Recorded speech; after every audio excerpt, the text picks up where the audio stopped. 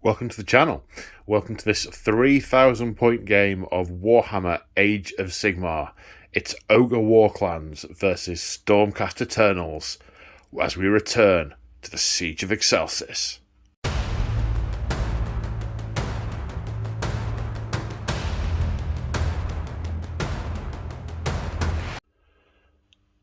That's right, folks. This is the next episode in our ongoing campaign, The Siege of Excelsis.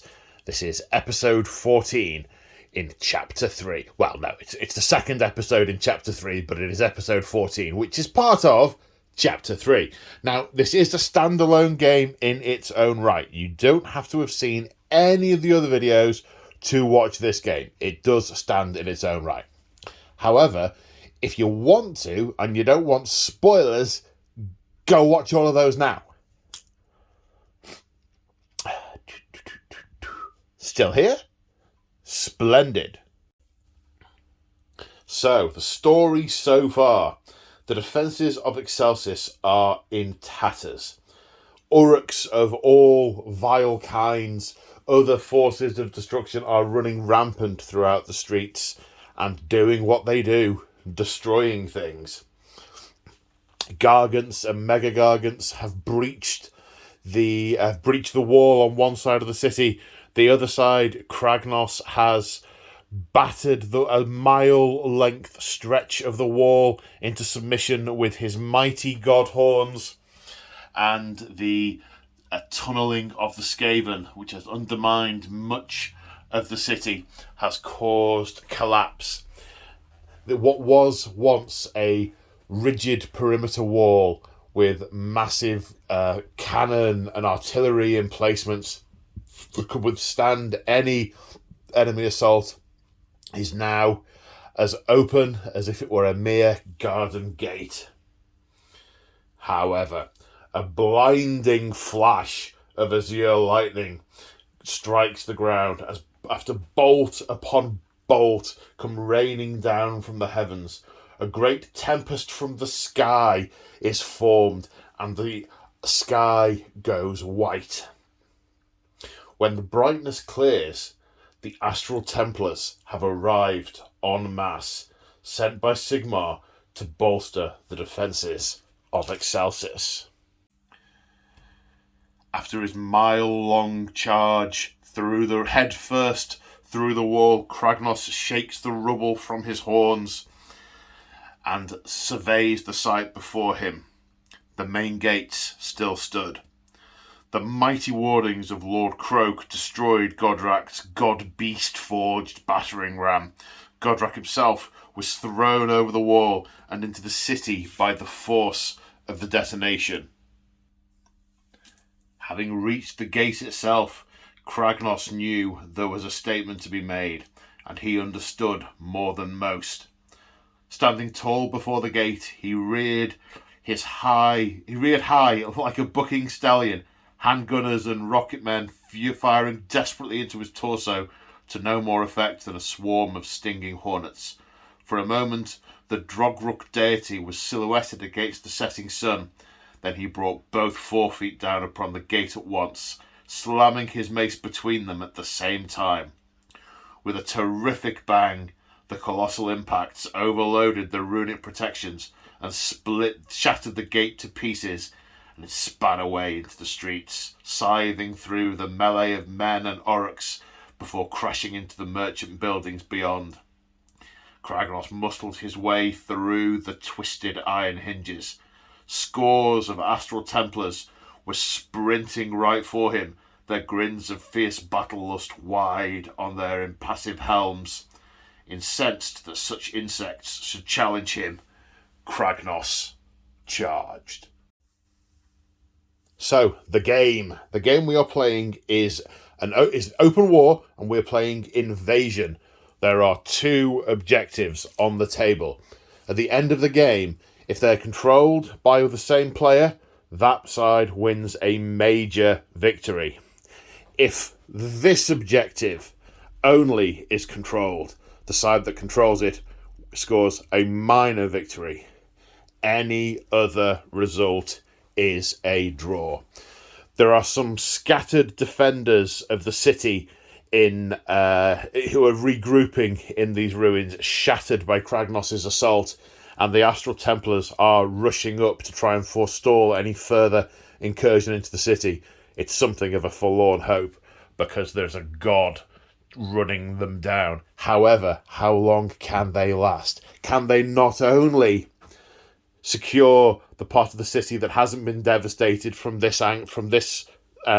side of the attack? Can they get to the hole in the gate and plug it up? Symbols are important.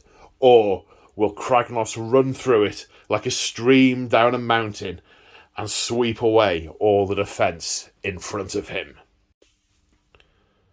So the game is inspired by the story in the Kragnos book that came out between 2nd and 3rd editions. And you may have noticed a small passage I read from it earlier being mixed in with the stuff that I was saying myself. We're using a couple of the Realm of Battle rules for the Coast of Tusks. One is Wild Form. Any wizard has access to the Wild Form spell, which can be cast on friendly units to give them +2 run and charge. We'll cover the specifics should that occur. And we are also using the rule the Desolate Wilds. All of the forces of destruction will get +1 movement and +1 bravery. No.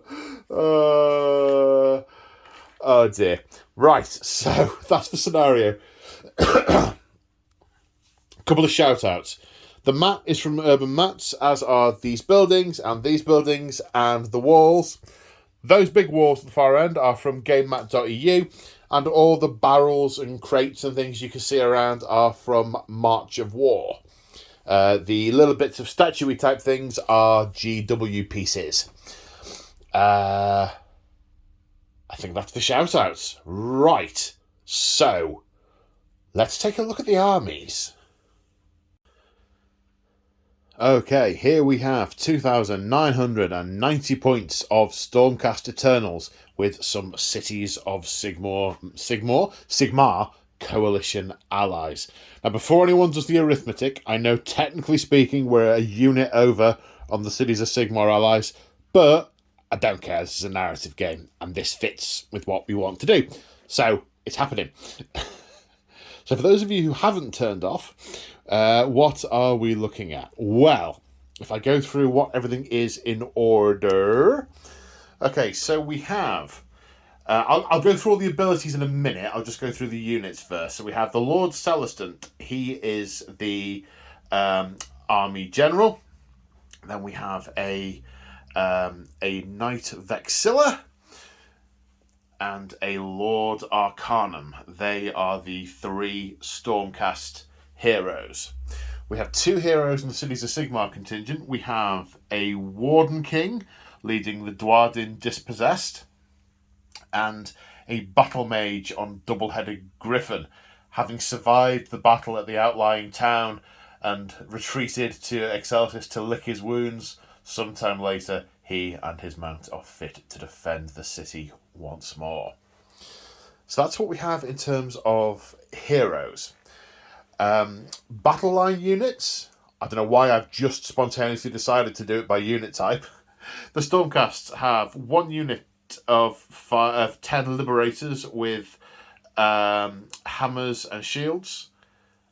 Another unit of 10 Liberators with hammers and shields.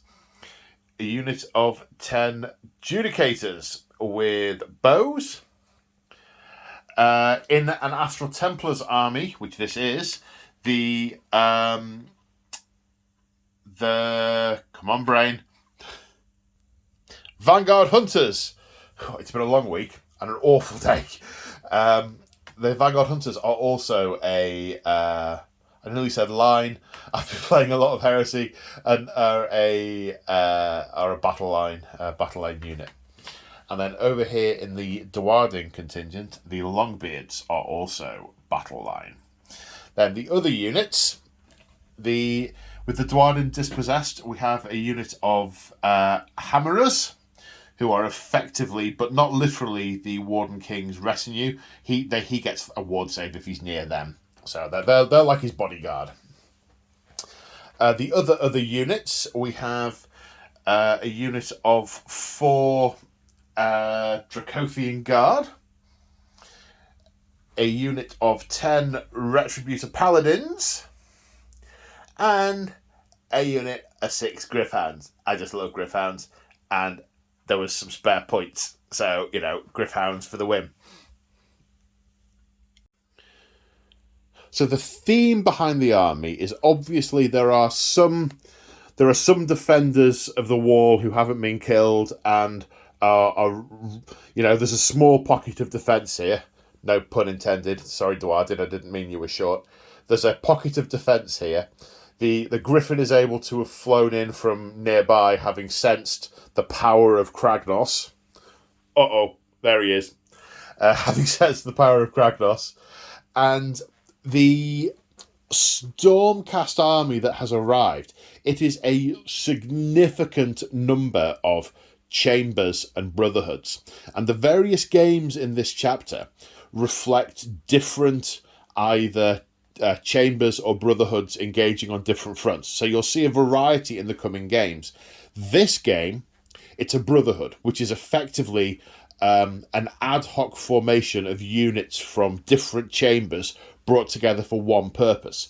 So they will have been ready as a brotherhood in Azir. Other units will have been arranged more in their chambers, and they'll have arrived in their chambers. So there's a game with a warrior chamber in it. There's a game with etc. etc. etc. I don't want too many spoilers, but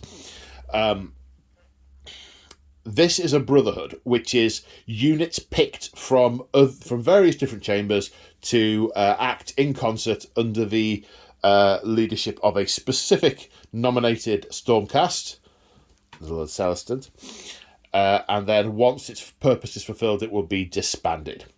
And I've tried to include units from the 4 major chamber types. So from a warrior chamber, or the main what's the collective name for those chambers? I'm not sure. Like a warrior chamber, we've got the Lord Celestant, we've got a Knight, Knight Vexilor, we've got Judicators, we've got Liberators, we've got Paladins. We haven't quite got everything, but we've got a decent chunk. Then from the Extremis Brotherhood chamber, we've got some Dracothian Guard. From the Sacrosanct chamber, we've got a Lord Arcanum. And from the Vanguard chamber, we have some Vanguard Hunters. So that's the idea behind it. And no self-respecting Astral Templar goes anywhere without their Griffhounds, because they are so cute and so savage. In terms of what the army's got in it and what it does, I'm keeping it simple with the Cities of Sigmar. There's often in games like this, I'll say, I don't care if it's allies, I'm using the rules from both armies. However, this is the first time I'm playing with the new Cities of Sigmar. It's new at the time of recording. It's not necessarily new at the time you'll be watching this. They work on a system of orders, and there are not very many orders that are going to be applicable. Also, the rules for the city of Excelsis, most of them aren't going to apply in this game anyway. So rather than try and crowbar some of that stuff in and have to remember it, I've decided to not for this game, to try and stick to my sanity. But of course, they are going to get all the bonuses for being part of being protected by they're the mortal auxiliaries of a Stormkeep, effectively, in this context. So, first off, this is an Astral Templars army. They are, how best to describe them? They're sort of wild savages who rejoice in battle and who often try and find the biggest, meanest opponent and bring it down. And as such, they're monster hunters, basically, and their trait is monsters cannot monstrous rampage against them. So no stomp, no roar, or anything like that.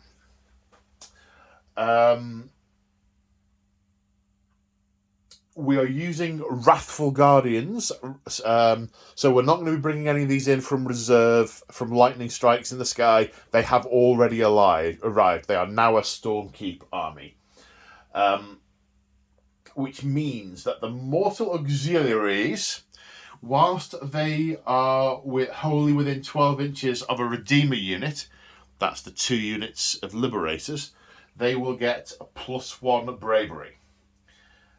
The other rule for the Stormkeep is Shield of Civilization. It also applies to the Liberators. In Battle Rounds 1 and 2, each of these Liberators counts as 3 models rather than 1 when it comes to holding an objective in their own territory. So that would be this objective because the Stormcast are setting up at this end. In turns 3 onwards, they count as it on all objectives. Also, from turn 3 onwards, if they are holding an objective, i.e. within 6 inches of it, and they get charged by an enemy unit, on a 3+, that enemy unit takes D3 mortal wounds. Obviously, Stormcast also have the Blaze of Glory rule, where if they die, they turn to a bolt of lightning, head skyward to Azir, and might fry someone on the way up, rolling a number of dice equal to their wounds characteristic, and 6s do mortal wounds to an enemy model within an enemy unit within an inch of the dying model. The other army-wide rule is the Holy Command. It's a unique trait. You pick a Holy Command when you pick a Stormhost army. There are a number of different ones. The one I am going for is Unleash Thy Hatred. I think these guys right now, the state of what that guy's done to Excelsis, they're miffed. So I've chosen Unleash Thy Hatred. It's a once per game ability that you use in the combat phase. It can be issued by a Lord within 18 inches or a Knight within 12. You play it on a Paladin unit and they gain +1 attack with their melee weapons in that fight phase. Now, for the purposes of this, we are counting the Dracothian Guard as Paladins because they are basically Paladins on Dracoths. Dracoths? Hang on. Yeah, Dracoths. Dracoliths are the ones that the Evocators ride. They don't have the keyword for some reason that I can only conclude is to do with game balance, but that's not what this game is about. This is about narrative and getting stomped to death by a big god and trying to hit him with a hammer first, and yeah. So we're counting these as Paladins. So either one of these 2 units may get the Holy Command of Unleash Thy Hatred placed upon it. Now, in terms of the traits, well, before I do the traits, so there are a whole bunch of funky abilities on the War Scrolls for these units. I won't go into all of them. I mentioned the odd 1 or 2 here. I won't go into all of them now. Go into those when they occur. But I will go through. I'll pick a couple of things to talk through, and I'll go through the traits now. So the Lord Celestant, his command trait is Envoy of the Heavens.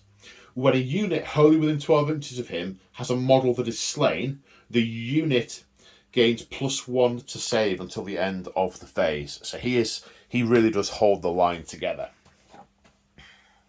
He also has the Artifact of Power. It's the Hammer of Might. On a modified wound roll, of 6, his weapons will do double damage. Now, he has an ability that means if he hits on a 6, his damage goes straight through to mortal wounds. There's a couple of units that have that. These have that. That has that. And they have that. In fact, there's loads of units with that. Lots of mortal wounds. Potentially. Lots of potential mortal wound output. So he can potentially do quite a decent amount of damage.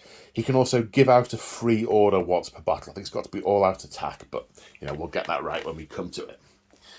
The Knight of Exile doesn't have any enhancements, but he has a once per game ability which lets his banner.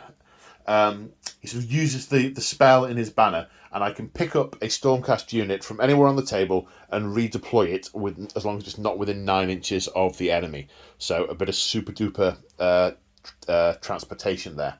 On that subject, the Vanguard Hunters have an astral compass. You can see it there.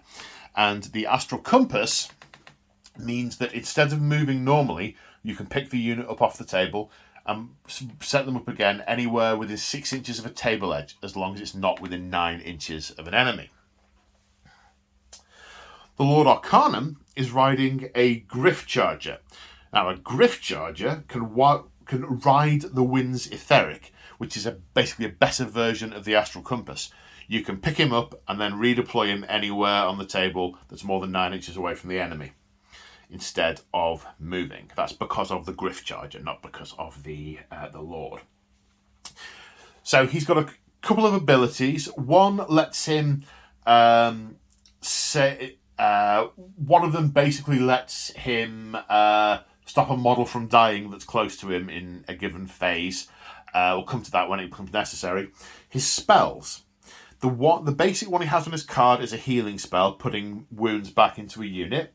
Can't bring models back with that, but can top them up, which could be handy for some of the multi-wound models on the Dracoths, or potentially the Paladins that are 3-wound models. So there's some potential use there. And of course the Griffin, I suppose. His spell chosen from the spell lore is Thundershock. When it's cast, every enemy unit within 18 inches we roll a dice for, on a 3+, the wave of Azure power has so destabilized them they are at -1 to wound until the next hero phase. So that could be massive. His mount has a mount trait, Etheric Swiftness. At the start of the combat phase, they are eligible to pile in if they are within 6 inches of an enemy unit, and they gain an extra 3 inches to their pile in. So that's what they've got. Then we have the battle mage on the double-headed griffin. This is an amber battle mage. It's from the realm of Gur. He has amber spear natively on his card, which is, draw a line, hits units along the line and does damage to them. And he also has wild form, which this is going to be slightly confusing because there are 2 spells called wild form now. There is the one in the Cities of Sigmar book, and then there's the one in the Kragnos book that I mentioned earlier. I thought, that'll be the same, it'll be fine. They're not the same. However, the one he gets on his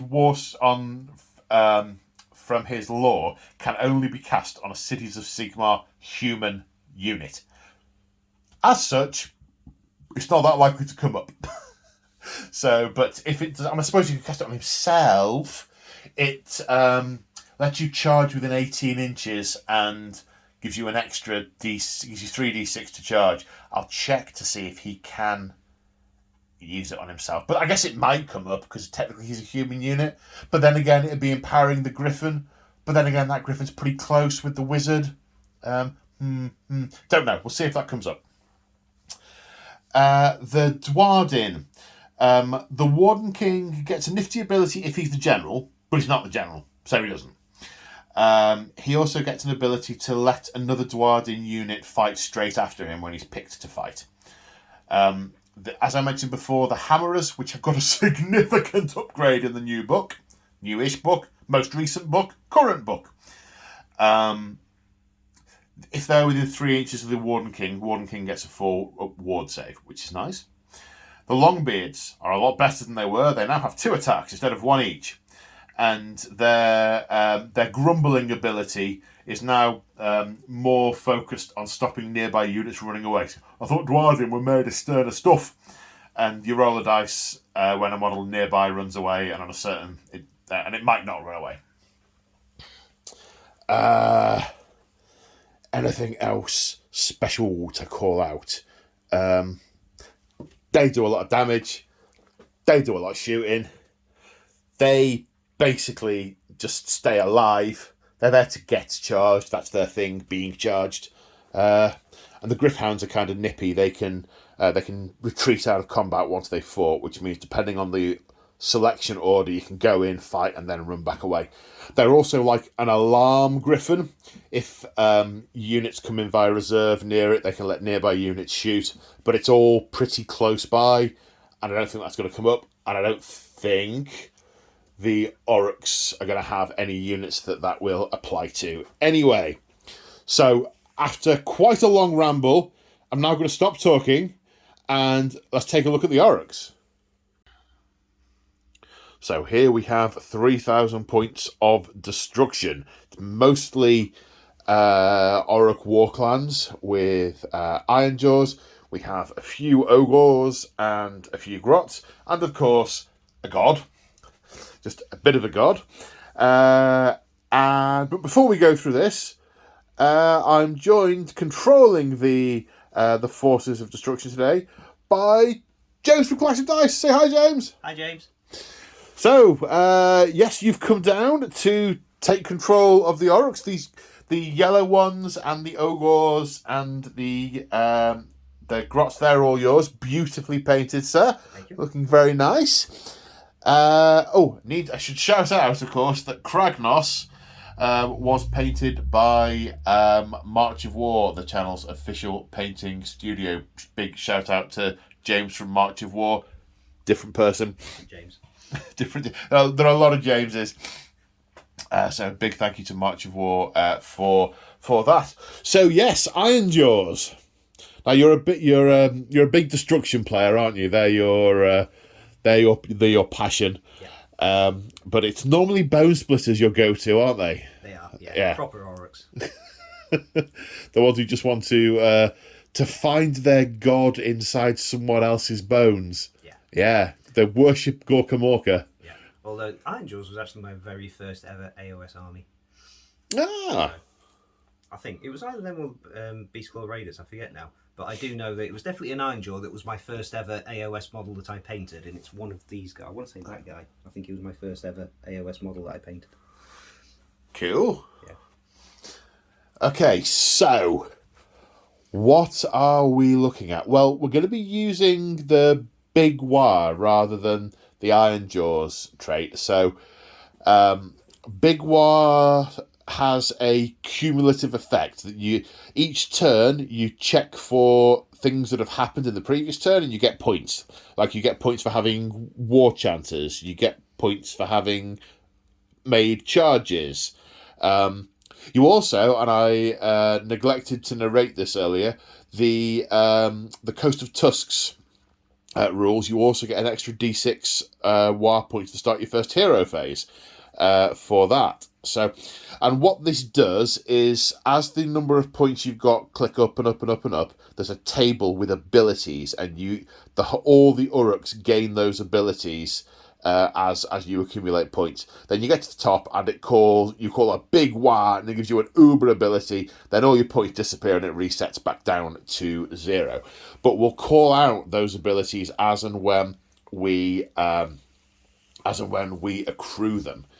Now, you get to keep some of the regular traits in a Big War, but not all of the traits. And the Iron Jaws get to keep, and the one they retain is the Mighty Destroyers, which is it's the command that can be issued that gives them extra move. And depending on whether they're how close they are to enemy units, it might be a move, it might be a charge, it might be all sorts of different things, but we'll cover that as we get to it. So, what do we have? So, we have a Mega Boss. He's notionally the army's general. He's on paper the army's general. He's the one shouting most at these guys. Obviously, Kragnos also counts as an army general, but he's not really directing anyone. He's just doing his own thing, and they're all kind of following. So yes, this chap is the army general, and as a result, he has the command trait, which is Hulking Brute. And that gives him effectively impact damage on a charge. If he completes a charge move, pick an enemy unit within an inch. On a 2+, that unit suffers D3 mortal wounds. Ouch. Okay, and he's got an artifact?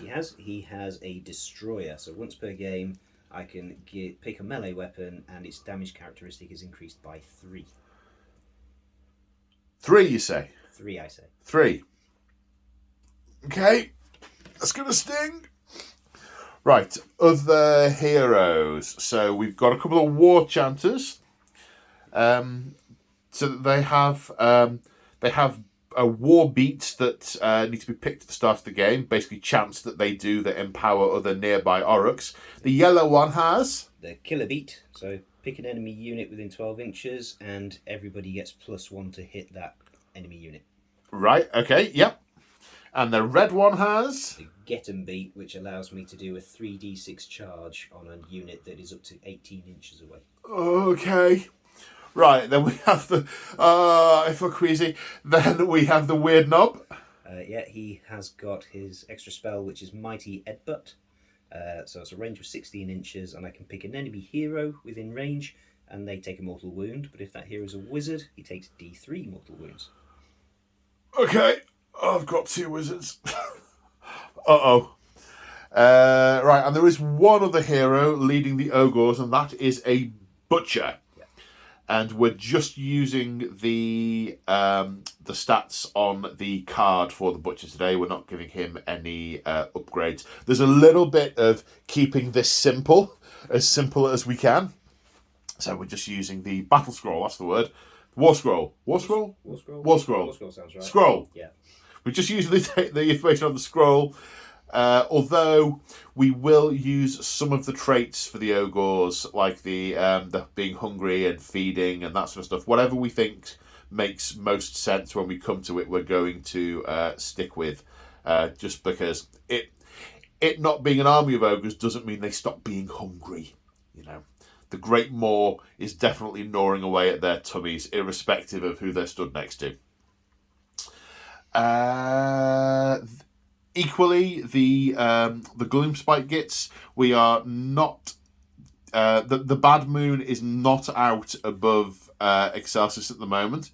It might come out later in the campaign, but it's not out right now. Yeah. This basically represents some grots that have got so hyped up with everything that's going on that these are the ones that have got the momentum and the movement to keep pace with the main battering ram heading through the city. Yeah. So there are obviously other grots, but these are the ones that can actually keep up and were so enthusiastic that they've raced on ahead of all the others. Absolutely. Absolutely. From those folks who saw the last episode of Chapter 2, Episode 12, there was a mass horde of all sorts of destruction units that are just pouring into the city. That's why we have a bit of a menagerie. Other thing to call out. So these Ard boys, we are using... I know there has been an updated model range and there has been an updated war scroll. However, for this game, for the sake of our sanity, because we know it, we're using the older war scroll. So just be aware of that. Then it looks like we have 3 units of brutes. This one is equipped with... They look like they're equipped... Are they all the same, or are they differently equipped? No, the 2 red units are equipped the same with the Jagged Gore Hackers. Yeah. And the yellow unit is equipped slightly differently with the 2 hand weapons. Righto. And we took the characters. And now the last but by no means least, the Gore Grunters. We have 4 units of Gore Grunters. 3 of them have got the... Are they Gore Hackers? Yeah. Yeah. The longer ones. And the longer ones. Yeah, and one of them, one of the yellow units has got again the shorter range weapons. Yeah, as Kragnos was charging through the mile-long stretch of wall, there was a pack of over 100 Gore Grunter cavalry following him through the breach. Some of them are obviously still on his heels. Now he has come to kick down the gates and are now flooding into the city itself. Trying to think if I've forgotten anything. Can you think of anything I might have forgotten? I don't think so. Because the problem is I can't think of it, because if there is, I have forgotten it. Yeah. I mean, Kragnos has got a shed load of rules all by himself, and we won't go through all them right now. Oh yeah, Kragnos. So, some of the highlights for Kragnos. If he charges you, it's like really bad for you, because he does loads of impact damage. His shield eats spells, and we'll cover the rules for that as and when it happens. If he gets injured, he gets really quite grumpy, and everything nearby gets to know he's grumpy. Like buildings fall, monsters get smashed to bits, and such. Yeah, and that's everything nearby, regardless of what it is. It could be Orruk, it could be human, it could be Stormcast, or or Grotoroga. A building. Yeah. And destruction units within 12 inches of him get a bonus to their bravery. There's probably more stuff, but we will... He hates Draconith units. Oh, yes, thank you. Yes, he really, really hates dragons. One of the reasons he ended up in his prison in the first place was he nearly destroyed the Dragon Empire, and the Slan and the dragons turned around and went, yeah, we're not having this. Let's hide him in that rock over there. For more details, see episode 2? Yeah, episode 2. We covered that in episode 2. The story of how he got released from that. But yeah, he really, really hates any descendant of Dracothian, and he gets all sorts of bonuses if they're on the table. A fact which I had entirely forgotten when I put the Dracoliths in my army. However, it would only have encouraged me to put more in had I remembered. Okay, so there we go. Loads of forces of destruction. If we've forgotten anything, we'll try and come to it as we get there. We'll try and explain it as we come to it. Sorry, forgotten how to talk. Let's go on to deployment. Okay, so here we are after deployment. Now, I think for both of us, there was an element of just fitting stuff in where it can go. However, let me talk you through what I did with the forces of order. So I put all the Dwarden together, Warden King in the middle, Longbeards on one side, Hammers on the other. Over here on the left flank, we have the Vanguard Hunters, who are sort of going to nip up there, but of course they could use their Astral Compass to do all sorts of jumpy roundy shenanigans. Excuse me. On the right flank, we have the Dracothian Guard, who are going to run forward and try and hit things with hammers, and the pack of Grithhounds snapping at their sides, ready to run forward alongside them. Then in the centre, so initially I thought maybe I need to put all my Retributors on this objective because their thing is holding objectives. But then of course I remembered that there is no scenario in which holding only this objective is a victory. I have to try and plug the gap. I have to control both or that objective for a minor victory. So yeah. So everything is geared up for a rush forward. So we've got Paladins in the front. And I'm wondering whether this is a good idea or not, whether I should have Retributors in the front and the Paladins should be a countercharge. But, I mean, Kragnos is right there at the front of the enemy. They very much want to run forward and unleash their hatred upon him. I've got the Lord Castellant bang in the centre, along with the Knight Vexilla. Retributors and another one unit of Retributors will probably stay and hold this objective after other things move forward. Got the Judicators on the side. 2 foot range. They're going to need to either move up to shoot or, wait till the enemy get closer. The 2 wizards relatively near the back, but they both are super good at positioning anyway. And that's basically it. And there was definitely a lot of just see where it fits. Now, looking at the forces of destruction, Kragnos, front and centre, having kicked the gate to pieces, he has charged through it. And as the little narrative at the beginning, he sees scores of Stormcast heading towards him. How very dare they? I mean, the next line in the book says he tramples them to death and runs into the city. But, that wouldn't be much of a game. So, they're very much playing that out. We've got the Ogres on this flank with 1 unit of Gorgrunters, 2 units coming through the gate, another unit of Gorgrunters through that breach, then being followed by swarms of Orruks and everything else. Any rationale behind where things went, or were you? I love where you've got the squig hopper grot things. What are they called? Squig hoppers. Squig hoppers. Yeah. Literally just cascading over the wall. Yeah. Bouncing up and over. No, the only rationale was what's fastest, that would probably get through the breaches first. So that's why the cavalry's quite far forward and everything else is rumbling up in their wake. Splendid. We are a little over 2 feet apart. You've not pushed quite as far forward as you could have done, which I particularly like, spilling through the gate. I think now we need the priority roll for battle round 1. Good luck, sir. Likewise. 4. Do you want to go first or second? I think I want to go first.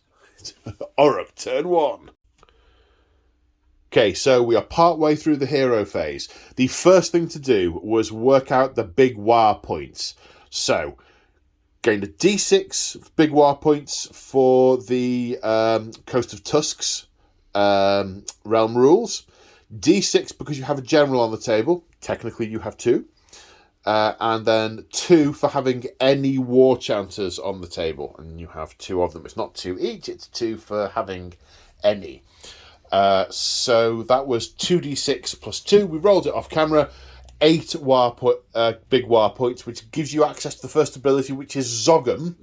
Zoggum, which is +1 run. Yep. So you're getting +1 to move from the realm rules and +1 to run as well.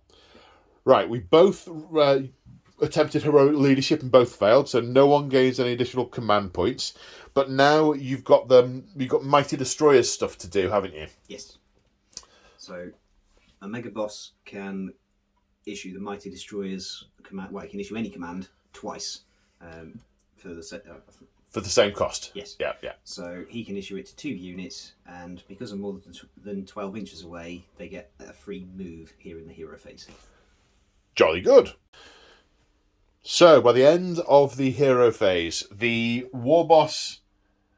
Is he a war boss? Mega Boss. Mega Boss, thank you. I knew it was wrong for some reason. The Mega Boss used Mighty Destroyers on himself and the brutes that are with him. And then, I hadn't realised this. I thought it was a Mega Boss only ability. I thought it was on their war scroll, but it isn't. It's an army-wide command trait, and anyone can use it. And it's also been used on the Gorgrunters to make a move. Of course, getting the extra inch from the realm rules as well. Just as a thing here on the channel, we don't restrict the number of times a stratagem command ability. Thank you. It's been a while since I played AoS. It's been a while. I don't know why. Yeah, we don't restrict the number of times because we think it's more narrative. So you may see us doing that on a couple of occasions.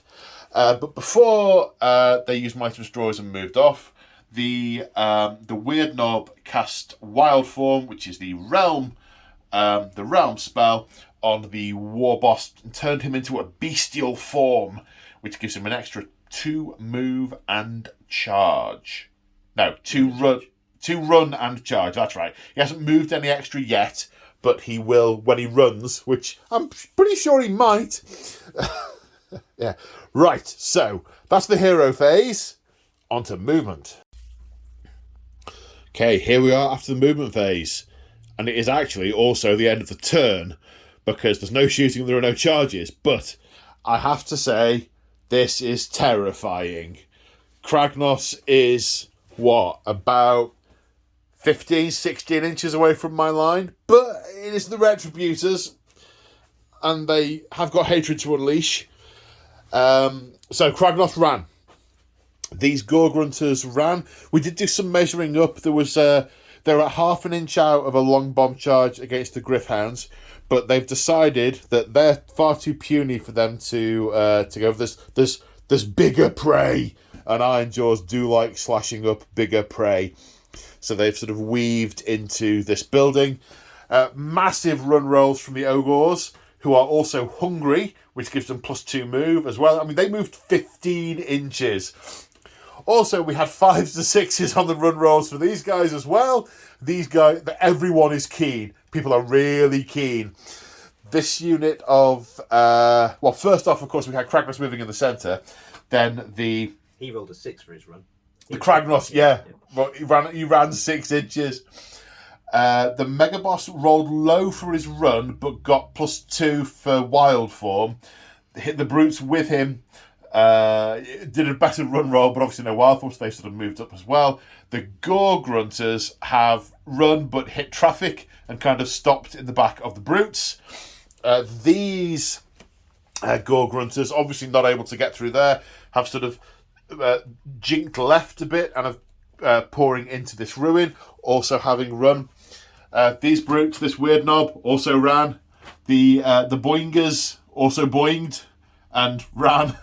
They have a random move, and they moved like 3d6 in total, didn't they? Because they ran. It's 10 plus d6 is their standard move. That's right. +1 for the realm move, and then plus another d6 because they ran. And so they didn't go that far in the end, did they? No, 16 inches in total. Right. The brutes also ran. Hard boys. But thank you. I'm going to get that wrong all day. The Hard Boys also ran, and these Gore Grunters ran.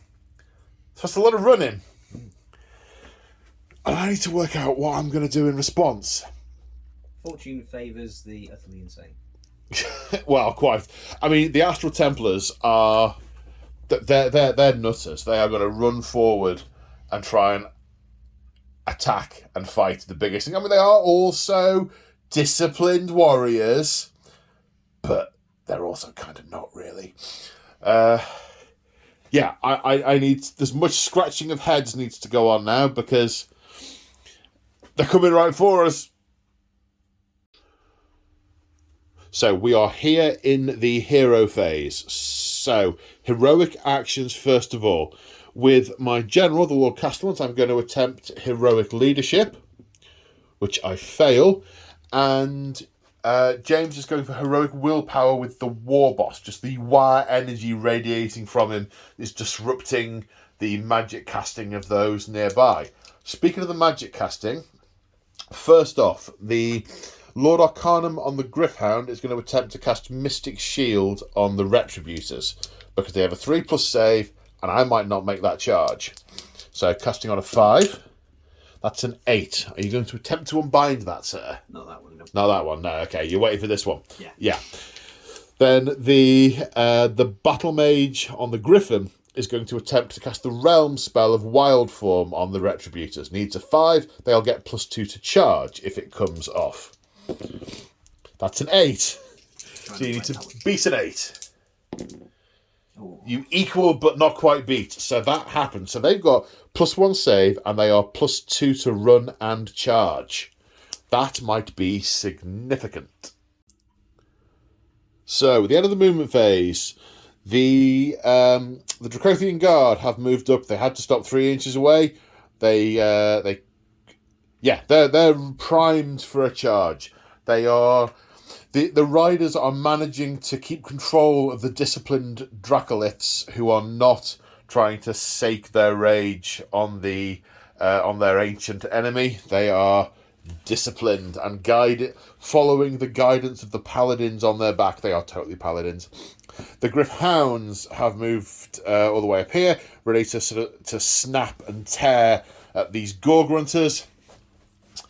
And then mostly everything's moved up in the middle. The Retributors have moved up their 4. Does not look nearly long enough. However, they're going to get +2 to charge from Wild Form.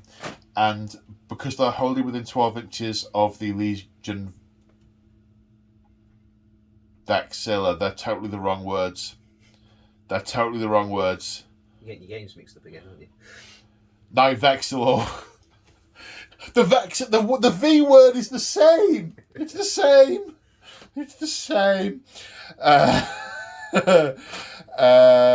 So yeah, that's a thing that's happening there. The Judicators have moved up to put some fire into Kragnos first. The Lord Arcanum has just moved up for now, not playing his cards, not playing his hand just yet. His movement will be more useful for later. Similarly, this Griffin, I'm hoping to do some counter-charging with him. The Retributors both just moving up into the spaces that were available. The Duardin have moved to span the breach between these two buildings, and the Vanguard Hunters, the plan was to run them behind here so that in the event of being charged, I could unleash hell, but they didn't run very far. They're not very keen. They dithered. They dithered, I tell you. And that's all the movement, I think. So we're going to start the shooting phase with the Concussors, the Dracothian Guard. The Dracoths have Storm Blast, which doesn't follow the usual sequence. It's 12-inch range, pick a target, roll a dice. On a 4+, the target takes D3 mortal wounds as they vomit azure lightning over them. So they're targeting the Gorgrunters. 4+. No, none, nothing. They're obviously far too distracted by the presence of Kragnos. Right, the Judicators are going to unleash on Kragnos, and given I've got 4 command points I need to use them before the end of the turn, they're going to all-out attack. So first off, the unit has 2 shock bolt bows, and they do D6 shots each, for 6 in total. And I'm not sure if I mentioned it, doing all-out attack with these bows. So these are hitting on 2s. Now there is a reason to do them differently from the rest of the shots, because even though they have the same profile, because the Celestial Blast ability does not apply to the shock bolt bows. So that would be a mortal wound otherwise, but it's not. Right, 3+ to wound. That's 4 wounds, rend of 1. Kragnos has a 2+ save, so saves a 3+. 1 failed. He's wounded. Now 18 shots with the Skybolt bows, hitting on 2s, but 6s go straight through to mortals. That looks like 2 6s. And we've just discovered that Kragnos doesn't have a ward save. That seems wrong. Maybe we should check the app, because I do believe they updated the cards, because that was the first. You get a Kragnos card in each box. We'll go and check that in a minute. We've got 12 wounds on 3+. So that's another 5 saves at rend 1. So 5 saves are 3+. 2 more damage taken. So with the 2 mortals, he has taken a total of 5 wounds. I mean, that is a 400-point unit. So 5 wounds on Kragnos. Yeah. Let's just check some app stuff. Found it! The Shielding Violet gives a ward of 6+. So he will shrug those 5 wounds on 6s. Shrugs one of them. 4 damage taken. So that's the end of the shooting phase. At the end of any phase in which Kragnos takes damage, his Bellow of Rage might injure things near him. So if he's been damaged at all, we roll a dice for every model and terrain feature within 6 inches of him. We've measured up, and it's the War Boss and the Brutes. So on a 5+, because it's based on his level of damage, on a 5+, they will take, is it D3 mortal wounds? I think it's D3 mortal wounds. Yes. Okay. So 5+, the Mega Boss. That's cocked as hell. That is pretty cocked. That could be either a 1, 3, or a 5 from here. To 3. Nope. He's pretty used to lots of shouting. The Brutes. Also not brutally murdered by their god going, ow, ow, ow, ow, ow, ow, ow, ow. I'm so annoyed. So the charge phase, most important first. It's a 10-inch charge for the Retributors, but +2 for wild form means I need to roll an 8. The Knight Vexillor, not Legion Vexillor, the Knight Vexillor will give them a reroll. So 8 or more re-rolling. To 9. They are in. So they've made the charge, but it's the first time I've used this unit, and I've just learned they've only got a 1-inch range. Mistakes may well have been made. Right, now the concussors in... Well, I don't need to say into, it's AoS. The concussors are charging 5 inches. And then the Griffhounds, 11 inches. I think I might end up pulling the ogres in here. Oh dear. And it's looking like this over here. By about 0.5 millimetre, the Butcher is engaged. So he will get to activate and jump onto the Griffhounds. Ouchie. So I've got 3 units to choose an activation for before James gets to have his pick. I mean, I would like to go first with the concussors, but there's no way I am not picking the Retributors. So the Retributors are going to activate, and I am going to use my Holy Order, Unleash Thy Hatred. So after piling moves, it looks like this. There are 7 in contact. Now, contrary to what I said, well, what's 20 seconds ago for you, but about 6 minutes of to me, narratively speaking, they've not seen this thing before. They don't know what it is. They have no idea that this is the god of earthquakes. He's just a big Minotaur. So I'm not going to unleash my hatred. I'm not going to use a command ability. They're just going to hit him. Because narratively, I think I'm a bit more worried about these guys nearby. And these Gorgrunters could do some damage over here. And I can always all-out defense if I don't just swat it aside with my hammers, which is what I expect to do. I mean, what they expect, not what Paul expects to happen, but I think that's what they expect, so that is what I'm going to do. Okay, so we have 22 attacks, an extra one for the Prime. Hitting on 3s, although 6s will trigger the Blast to Ashes rule and go straight through to mortal wounds. Then 3s to wound, rend of 2. Did we remember to say that Kragnos is all that defensive? Yes, so you said this before, and you're right, I've forgotten this. So Kragnos is basically putting his shield down in front of him and charging. He's got a sense of what these things might be, and he is just basically charging forward. And we're treating that as all-out defense. So your net saves will be 3+. With my -2, you're +1. Okay, I've got to hit you first. Okay, hitting on 3s, looking for those 6s. So that was 5 6s, 10 mortal wounds going through. Whew. And 7 wounds on 3+. That's 5 saves to take of 3+, please, sir.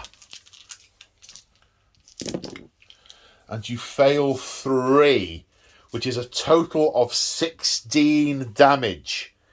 That would take him to 20. He has 18 wounds. You need to make some ward saves. We should probably also say that the reason there was no monstrous rampage from Kragnos is that he can't target Astral Templars with it. It's their thing. So there was no roaring, no stomping. You've got 16 ward saves. He's got 14 wounds left. You need to make 3. I mean, good luck is the sporting thing to say.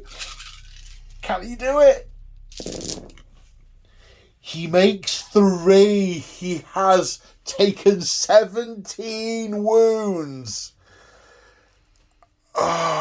17 wounds. So close, but yet so far. He's going to hit me back now.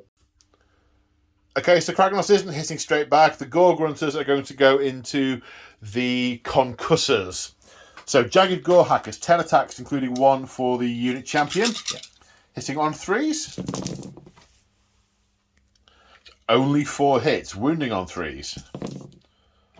3 saves at rend 2. Yep. Okay, saving on not that. 3s modified to 5s. So that's 3 damage taken. Now tusks and hooves from the mounts. How many attacks each? 4 each, so 12, hitting on 3s. And winning on 3s. 7 saves, no rend, saving on 3s. I fail 1, so I take another point of damage. Now it's my turn to activate. Okay, the Griffhounds have 4 attacks each, but the Alpha has an extra attack. The Alpha is issuing all-out attack. He's like, arf, arf, arf. Or is it a tweet? Tweet, tweet, tweet, tweet, tweet, tweet. Just kill him, okay? Right, so hitting on 2s, but wounding on 4s. And wounding on 4s, tearing at the fetlocks and the hinds of the beasts. That is 10 saves, no rend. 4+. Ooh. Okay, 1 damage each. That's pass 5, fail 5. 5 wounds taken. Kill 1. That kills. They bring 1 down. The Griffhounds bring 1 down. That one, because that's the one they're around. Yeah. And with the darting attack special rule, they now retreat 6 inches, which has brought them out of range of the butcher. He just started to lurch forward, wondering what these things taste like, and they slip from his grasp. So now, I don't know how hard he is when he's only got 1 wound left, but I'm about to find out. All out defense! Right, apparently he's not very nerfed when he's fighting back. Okay, so it's the Dread Mace. Now I have all out defended, and I have Mystic Shield, so I am getting +2 to my save. He's probably like Rend 8 or something. Okay, the Dread Mace. How many attacks? 6. 6. Hitting on? 3s. 3s. Okay, good luck, sir. 3 hits. Standard James roll. It's only slightly worse than average, well within statistical likelihood. Winning on 2s. Uh-oh. 2 at -3. -3. Okay, so a net of -1 puts me on 4+ saves. I failed 3 of them. 4 damage each. Okay. 12. 12 divided by 3. He kills 4 with that. There's more. Yeah. 3 attacks.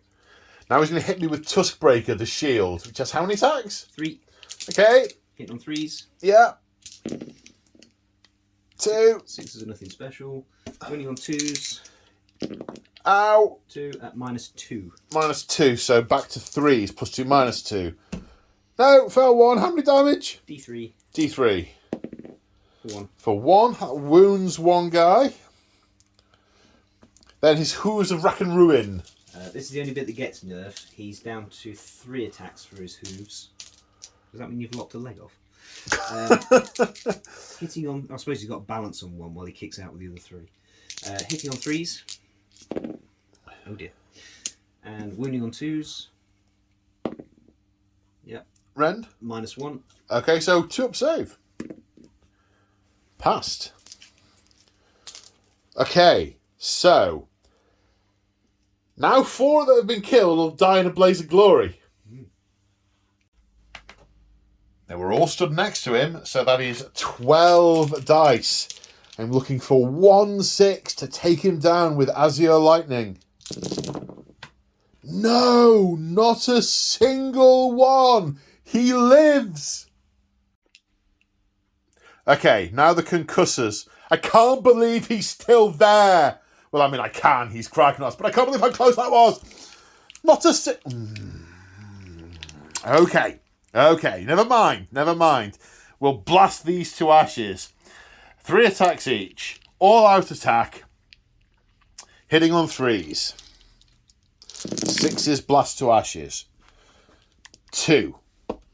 So that's 4 straight to mortal wounds. No, the 2 was a hit, Paul. That was why you did it. Then wounding on 3s. So that's... oops. 1, 2, 3, 4, 5, 6 at rend 2. 4 up save, need 6s. 2 6s? So that's another 8, 10, 12 wounds. They're 5 each, was it? Yeah. They are gone. So at the end of the combat round phase, Kragnos' Bellow of Rage, which I imagine he's really quite miffed at the moment, his Bellow of Rage goes off on a 2+ to all units within 6 inches. So I'm going to roll for the ones that damage you because it's going to make me feel better. Against the Mega Boss, 2 are doing 1 mortal wound. And against the Brutes, a 2 doing 3 mortal wounds. Does that kill a brute? It does. And then against the On a 2+. Retributors. Yep. Doing 3 mortal wounds. 3 mortal wounds. You killed another one. You killed another one. Come on, Blaze of Glory, 1/6. Can't be 15 dice without a 6, can it? It can. Oh! Sigmar, what are you doing to me, man? So, Battle Shock. I have 1 command point left. The Prime is issuing Inspiring Presence. It's a little bit harder than we expected, guys. But, we'll have it in a minute. The Brutes lost 1, but can't fail because +1 from the Coast of Tusk's realm rules, and +1 because they're within 12 inches of Kragnos, so they cannot fail. These guys, their morale is sort of immaterial as they decompose. But importantly, though, no more big war points because of that. Now, Kragnos, notionally he's taken 17 damage, but that just means he's getting sufficiently annoyed he might run over them in a minute and beetle off somewhere else. He's not actually being harmed. I mean, the great Slan Mage Priest and Dracothian couldn't harm him. This is just a measure of his irritation and how rational he is at not running off for something else to kick in. Yeah, this is basically an indicator of his self-control. Yes, quite. So, I'm sure there's something else. Let me think. No, I can't remember. It can't be that important. Right, priority roll for Battle Round 2. Good luck, sir. Likewise. It's a tie. So I break ties because I went first in the previous turn. You do. So, do you want the first turn or the second turn? First turn. Really? Yeah. You want the first turn? You want to attack those guys before that? Yeah. Oh, no. So, we're in the hero phase, and there has been much discussion and planning and scheming and plotting and so on. So, as I understand it, what the plan is these guys are going to charge through here and try and connect with the Judicators. They are a problem because they are some tanky long range damage that can reach out into a number of places. So they're going to charge through and get them.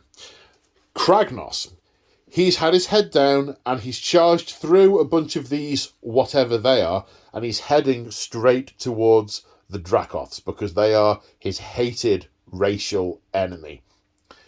And as a result, but from a game mechanic perspective, obviously he can't retreat and then charge. So he will have to retreat and then charge next turn. But narratively, that's what's happening. He's diverting to these. Now he's seen them. Of course, there's also some Ogres down here. Anyway, we'll see how all that goes after the movement phase. Heroic actions, though. This Mega Boss, it's his finest hour. He's going to charge into these Retributors. I am going to go for heroic leadership on my Lord Celestant again, which I don't make. And then there is a spell to be cast. The weird knob is going to attempt Wild Form again on the brutes. Needs a 5. Yep. That's a 10. I don't think... Am I in range now? Well, do I need to measure? No, I don't. I would have failed anyway, in range or not, so it saves me the measure. That's all the hero phase stuff. Let's go on to movement. Wait a moment, forgot 2 things. One is, forgot to tell you about the war points. Roll 4 on a d6 plus 2 for having War Chanter on the board is an extra 4, which has gained Get 'em, which is +1 to charges, and is Zap 'em? Zap 'em, which is +1 to casting and unbinding rolls. Yeah, but only for Orruks. Only for Orruk. So this guy isn't going to get it. This is the other thing we forgot. The Butcher is, of course, a wizard, and he's going to cast Voracious Maw at the Dracoths. Yeah. Okay, casts on a 7. Okay. That's a 9. That's a 9. My Lord Arcanum is within range, so he needs a 10 to stop it, and he doesn't get it.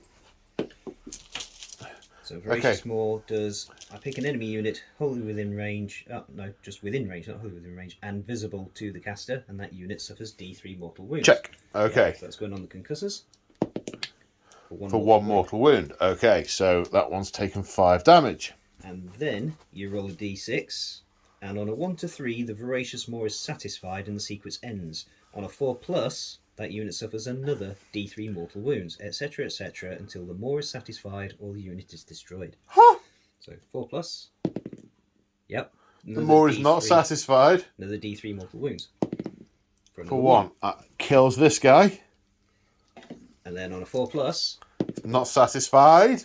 Another D3 mortal wounds. For 2. For 2.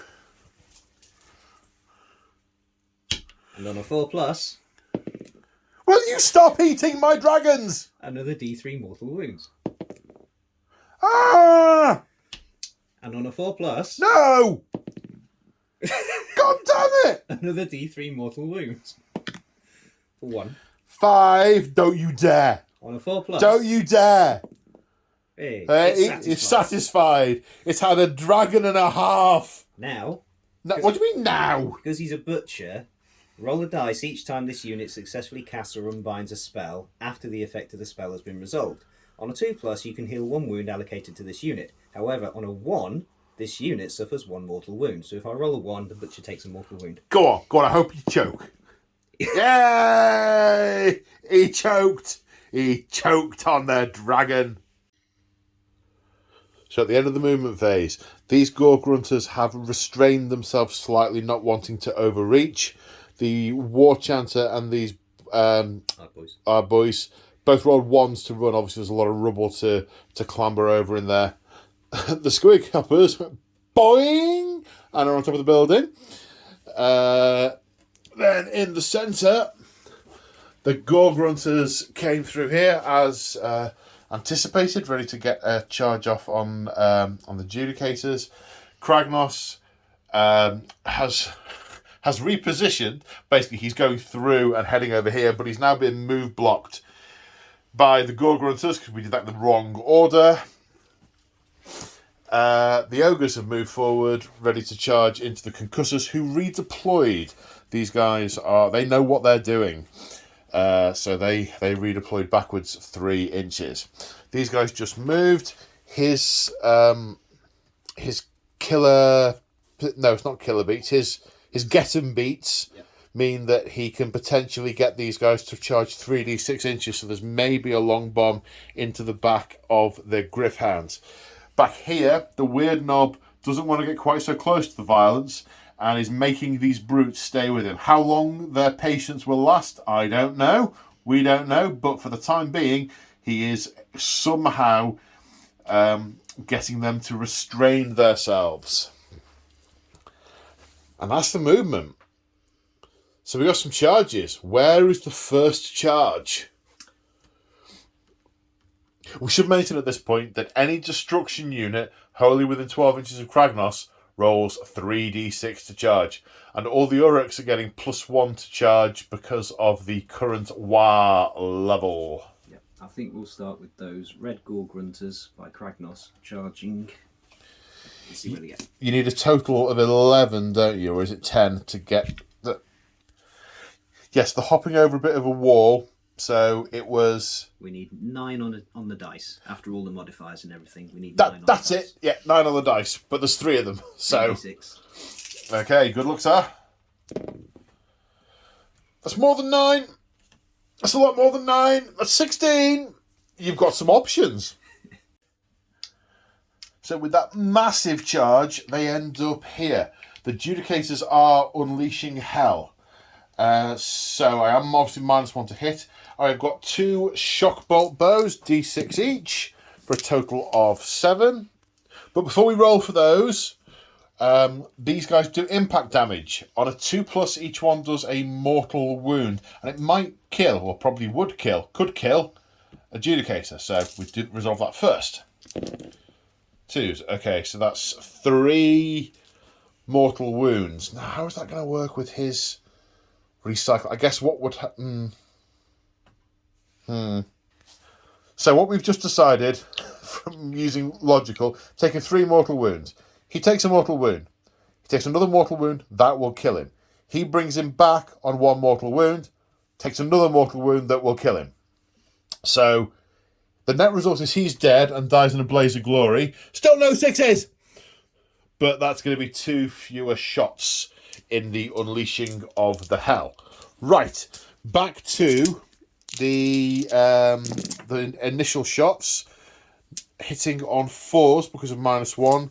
No celestial blast on the shock bolt bow. Wounding on 3s. So that's 2 wounds from that. And then I've got 7 other skybolt bows to fire. Right, hitting on 4s, but 6s do mortals. So that's 2 mortals. And 6 hits, which wound on 3s. 5 saves at rend 1. Need 5s.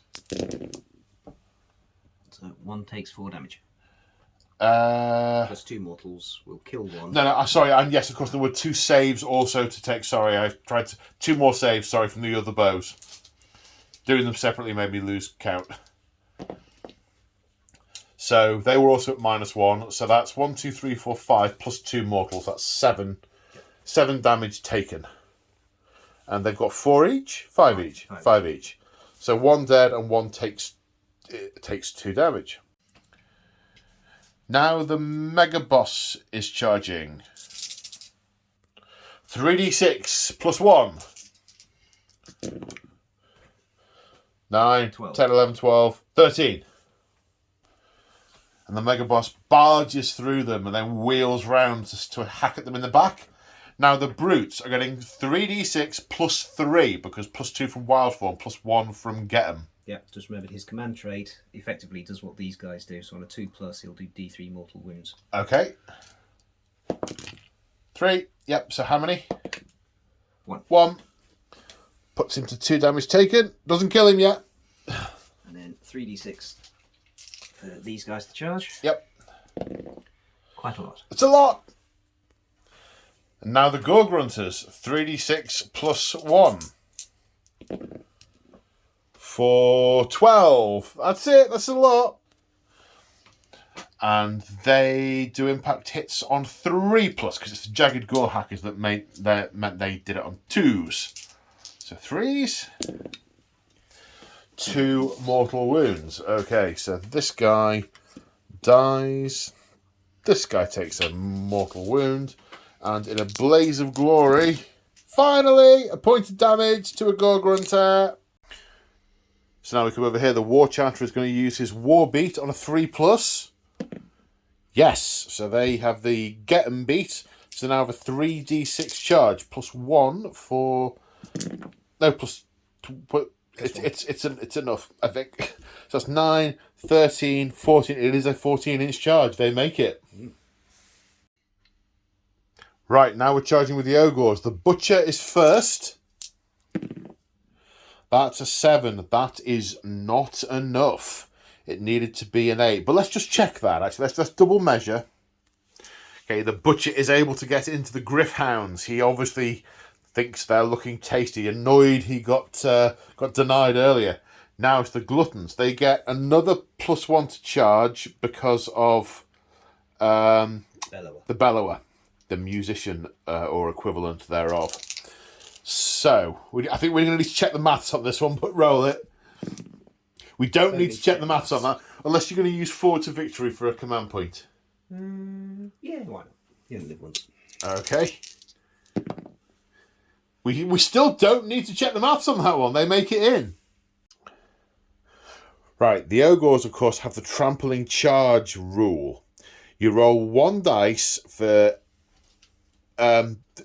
but it's based on the number you rolled for charge. So he rolled a 7 to charge. You roll 7 dice for him. Every 6 is a mortal wound.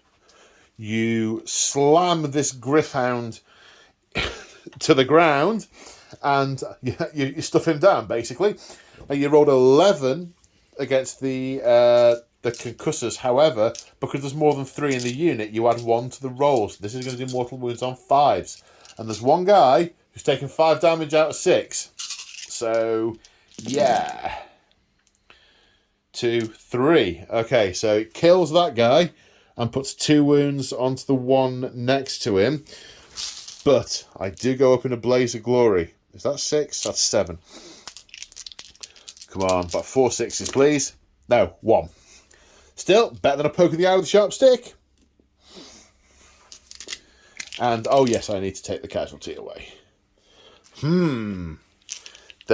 Yeah. Ow. So we're starting the phase with the Mega Boss first. Now, James is using the Destroyer ability, which is his special weapon, which means now that any attacks that get through will do 5 damage. These Astral Templars, however, are not daft, and they are all out defending, and still subject to Mystic Shield from my turn, so they're getting +2 to their saves. Yeah, the Mega Boss is also issuing all out attack, and because he's a Mega Boss, he can issue it to 2 units, so he's issuing it to himself and also these Gore Grunters. The Gore Grunters, okay. Right, we'll resolve his attacks first then. Was it 7, I think you said at the start? 8. 8, okay. Hitting on 2s because of all out attack. Yep. That's all of them. And then wounding on 2s because it's his finest hour. It is his finest hour, yes. Okay, so 7 saves to take. His rend is... -1. -1. Okay, so I've got +2. So it's a net +1. So I'm saving on 2s. But any ones that get through are, like, really bad. Oh, 1 got through. Does 5 damage. 2 more kills him. And then 3 more kills him. Ow! Right, Blaze of Glory. Here is where... How many wounds does he have? He currently has 7. 7, okay. 1. I'm hoping for 6 6s. I don't get any 6s. Okay, so my turn to pick. I'm going for the Dracothian Guard. I want to do as much damage as I can to these ogres because they are nasty. And whilst I do want to save the Griff Hounds, I'm banking on James wanting to fight the Retributors before the Griff Hounds. So then they can fight and run away. Maybe you will, maybe you won't. We'll find out. Right, 2 Dracothian Guard. 3 attacks with lightning hammers. 6s blast to ashes. Okay, they're hitting on 3s. That's 3 6s. So that's 6 mortal wounds. And 3 hits. Wounding on 3s. Only 1 at Ren 2. 1 at Ren 2. I don't get safe. So that's 8 damage from the Paladins. And then the Claws and Fangs. 3 attacks each. 3s and 3s. That's terrible. Wounding on 3s. 1 at Ren 2. 2 more damage. That's 10 in total. So 1 had taken... 1 had taken 1, so that's 3. 4, 5, 6, 7. 8, 9, 10. Have I done that right? Yes. Yes. Okay. Yeah. Right. Fine. Good. Right, the Brutes are going next. First off, they have different profiles. The Boss Chopper will do first 3 attacks. Yep. 3s and 3s. 2 hits. 2 wounds. 2 wounds. -1 rend. -1 rend. So I'm back to 2s to save again. I pass them both. Then the remaining Brutes with their... They've got 2 weapons, haven't they? Yeah, they've got Brute Choppers. 4 attacks each, so 12 attacks. 3s and 3s. 10 hits, wounding on 3s. 1, 2, 3, 4, 5, 6, 7 saves required. Rend? -1. Rend of 1, so I'm back to my 2 pluses again. Because +2 -1. Saves of 2 plus. I fail 1. How much damage? 1. 1. Okay. They lived. Oh, now I have a dilemma. because realistically, those two guys might do some damage before they get eviscerated. But then again, over here, you see, he can do a free all-out attack once per game. So I'm wondering if I pile in with if I get 4 or 5 guys, it's a fairly tall order to do 3 damage to take one of them out. It is a fairly tall... Oh! I have just remembered something. So I remembered the etheric swiftness of the Griff Charger. Unfortunately, he is penned in by that statue, and to go over it, he would need 7 inches, not 6. So, close, but no cigar. So the Retributors are going to kill some Gore Grunters. Still got the Prime, so that's 7 attacks, hitting on 3s. 6s will blast to ashes. All out defense. All out defense? Yeah. Okay. That's 1 blast to ashes and 3 misses. Then wounding on 3s. 2 at -2. 2 at -2 becomes -1, so I need 5s. Yep. No. So that's 6 damage in total. Kills. One was on 1 damage. Yep. So 4 more kill that one. Yep. And then 2 go over onto the next guy. Yep. Or the next guy. Okay, so now we're doing the Gore Grunters. They're still all out attacked from the Mega Boss. So with the Jagged Gore Hackers, 7 attacks, including 1 for the unit champion, hitting on 2s. Couple of 1s, and then wounding on 3s. Yep. 5 -1. 5 at -1. Oh no, -2, Jagged Gore Hackers. Oh, of course, yes. 5 at -2. I think I have a save of 4+, but I might need to check the card. I don't need to check the card. How much damage each? They're 1 each, are they? 1 each. Okay, so that's going to kill 2. Oh, no, yeah. 2 and a bit. So that's 2 and a bit killed from that. Now the Tusks and Hooves. 8 attacks hitting on 2s. 6 hits. Wounding on 3s. 4 wounds. No rend. 4 saves of 4+. Make 3 of them. 1 fails, and that does get this. Oops. Whoops. And 3 of the Stormcast return to Azir in a blaze of glory. But do any of them fry the Gore Grunter en route? I don't think 3 6s is too much to ask right at this minute, because... So far you've rolled something like 25 and only had 2. Yeah, the average is 1. That's a lot of 1s and 2s though. Very glad I've had them there rather than somewhere else. Although I think you might have moved into my ability to consolidate and to pile in. We'll have to measure that in a bit. Right, where am I going to go next? Well, I'm going to fight with these guys and then they can dart away so as not get hacked to death. Okay, and piling in, and 3 of them are in range of the brutes, 1 of which is the alpha. 13 attacks hitting on 3s. 6 hits, wounding on 4s. 2 saves, no rend. 4+. Pass 1, fail 1. A point of damage taken, and then I dart out the way. And as such, they will take no return violence. Now the Gore Grunters are attacking. So, from the champion and the riders, they're both the same profile, aren't they? Yeah. So 9 attacks in total from the riders, hitting on 3s. 6s are nothing special. Okay, 7 hits. Wounding on 3s. Whoa, 2 wounds. At -1. So, +2, -1, 2s. Both passed. Come on, heroes. This is hero stuff. Tusks and Hooves, 8 attacks hitting on 3s. 6 hits. Wounding on 3s.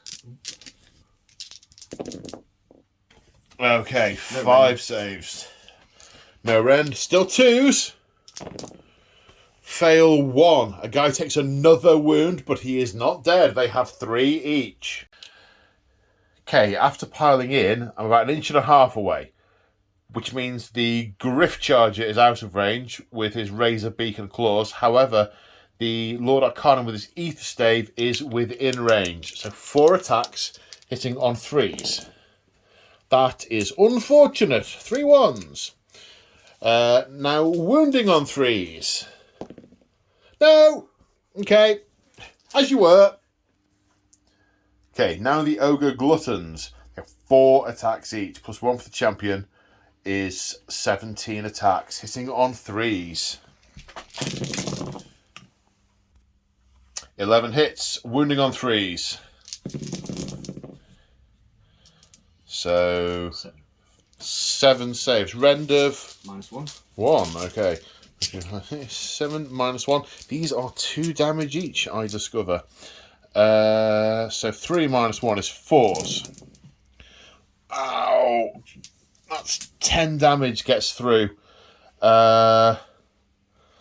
So he's taken 2 damage. 4 kills him. And he takes 6 damage. They're both dead. They've been wiped out. Let's see how much damage we can do in a blaze of glory. 3 mortal wounds. He was already on 1. Yep. He's taken 3, so 1 kills him. Yep. And then 2 more go on to the next guy along?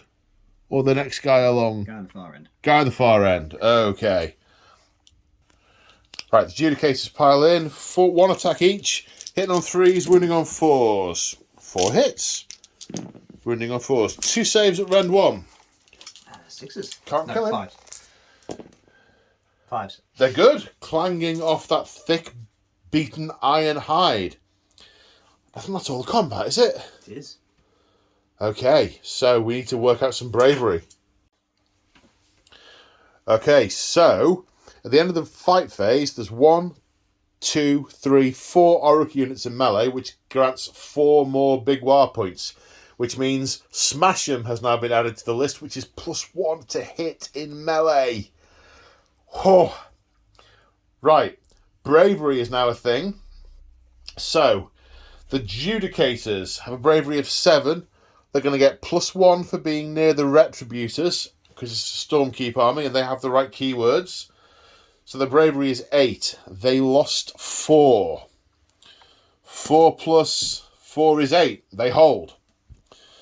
The Retributors lost 2. That was 3. Say again? There was 3. There was 5 at the beginning of the turn. Were there? Yeah. All right. Well, this is shame I didn't have a command point. So 5 and 3 is 9. Their bravery is 7. They both run off. I don't believe they've run away.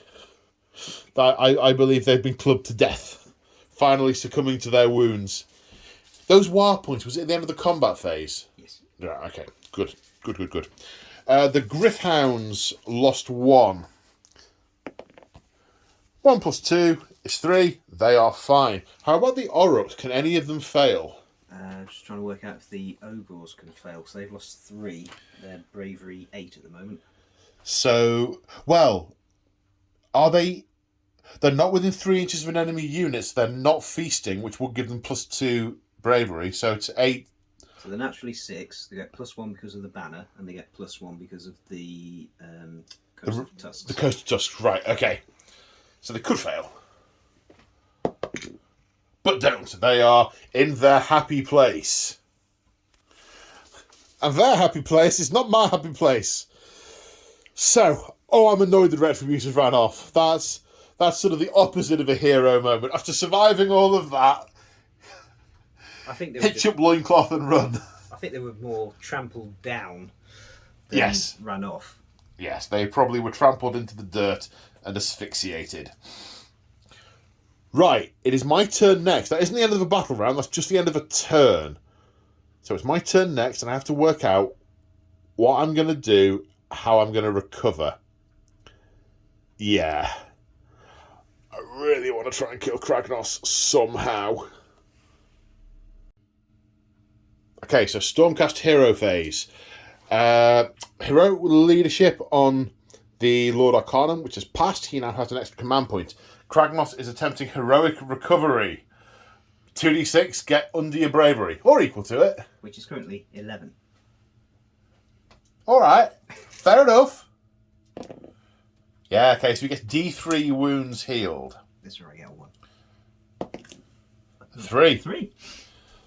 So, he's now taken 13 points of damage. That's unfortunate for me. Right, the reason that's unfortunate is because I've got a thing that can maybe do 3 mortal wounds to him. And he's got 4 damage. He's got 4 left. Right, okay. The Battle Mage is going to attempt to cast Amber Spear on a 7. That's a... 12. Is that a miscast? No, double 1 is miscast. Right, okay, so you're not going to be unbinding that. Not that you can, because he is out of range. I pick a point in the battlefield, draw a straight line, and every unit it goes through on a 2+ takes D3 mortal wounds, or 3 if it's a monster. We measured already. The point is on the tip of Kragnos' base. But of course, he doesn't like magic. He's got a thing. A thing. So, the brutes on a 2+ take 3 points of damage. That's like a kill one.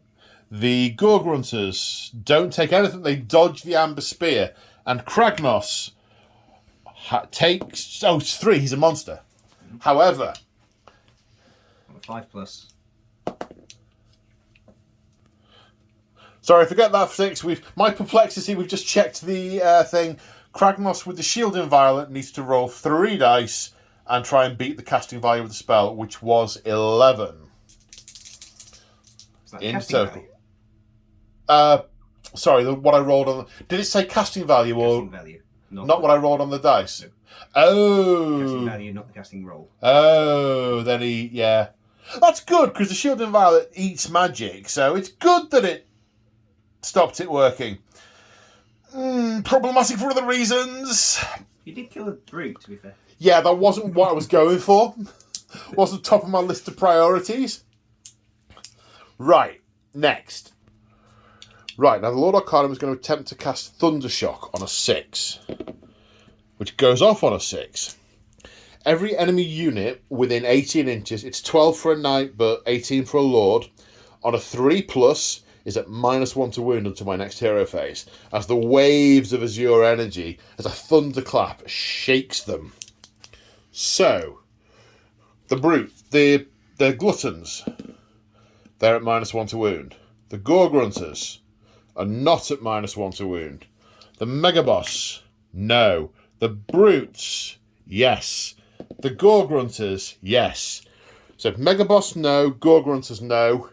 And the Shield Inviolate eats it, and then some. Maybe just need to measure the range here. That's a wizard.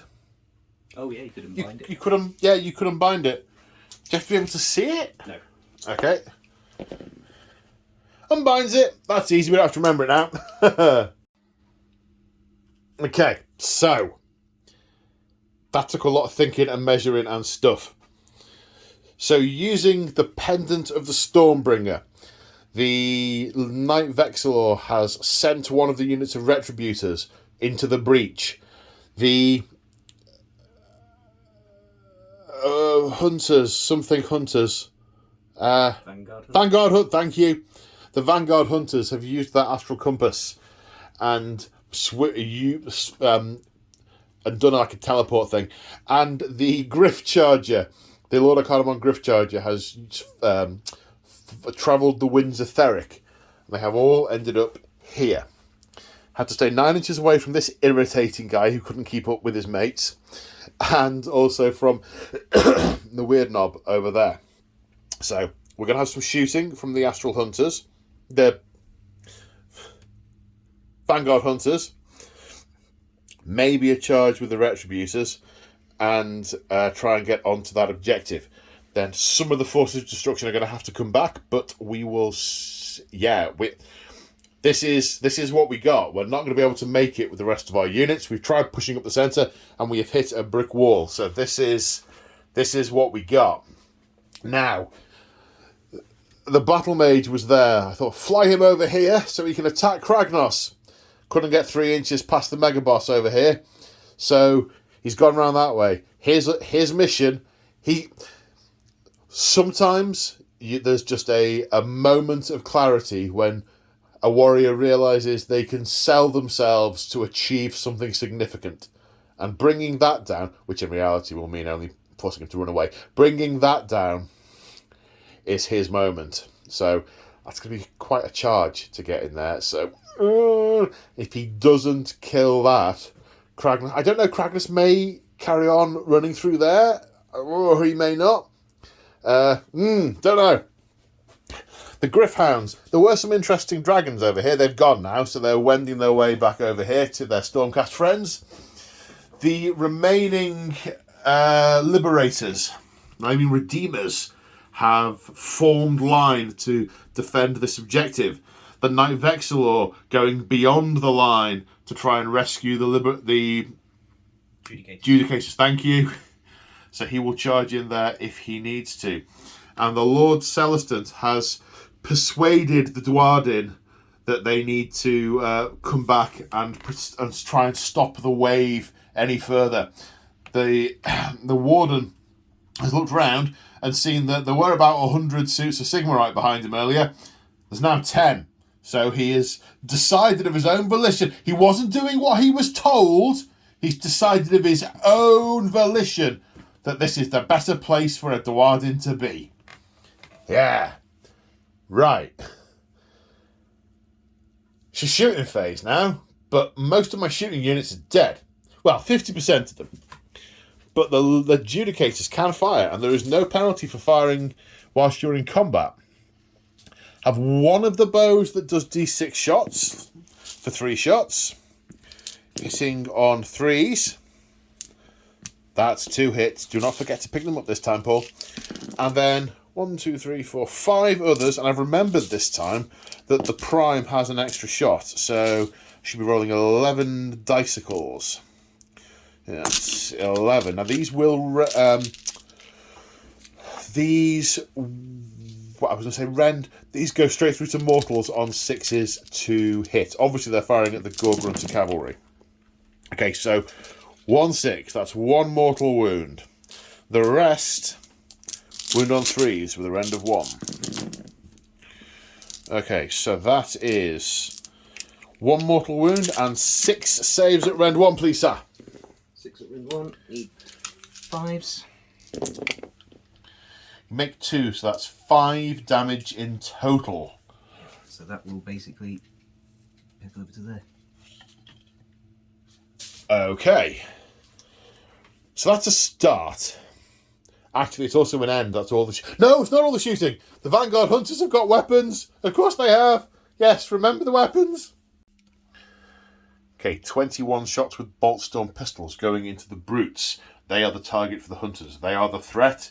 The weird knob is for the Lord Arcanum to deal with. Hitting on 4s, wounding on 4s, rend 1. 21 attacks. A barrage of Azrael lightning bolts. 10 hits out of 21 attacks. Could only be more average if I sawed one of the dice in half. And that'd make it tricky to roll. Wounding on 4s. That's less average in my favour. That is 6 saves at rend 1. Save of 4 pluses become 5 pluses. Ooh, only 1. Make 1. They got 3 wounds each. Yep. So it kills 1 and puts 2 damage on another. Now it's the charge phase. Measured up, need an 8 to get into Kragnos. For Sigmar and all that. It's an 8. Makes it in. OMG. Now the Retributors are going to declare a charge. That's a 6. Now do I forward to victory? No, I don't think so. Because he'll probably turn around and come for me. In which case I can clobber him, then walk onto the objective. But there's Grots will probably come over as well. But maybe if I'm sort of a little bit sort of bunched up, maybe I can help survive. Yes, good plan. Right, speaking of surviving, the Knight Vexilor. A 4. A 4? 4 is a fail. And I don't want... Oh, I don't want to... Do I want to spend the command point? Do I want to spend the command point? Where am I? No, I don't want to spend the command point. I don't want to... No, I don't want to spend the command point. Okay, so we're at the end of the charge phase. We discussed monstrous rampages earlier. I am Titanic dueling to get +1 to hit. And Kragnos is roaring in my face to try and lock me off from my command points. And that works on a 3+. Yes, so I'm locked off from my command points. Well, we're going to start the combat, and I am absolutely picking the battle mage on the Griffin first. So, the Titanic duel... Kragnos is raising the shield and violet, the Tuskbreaker. He's all right defending, is he? Yes. Right, okay. So, technically speaking, the +1 to hit should apply to the beast staff as well.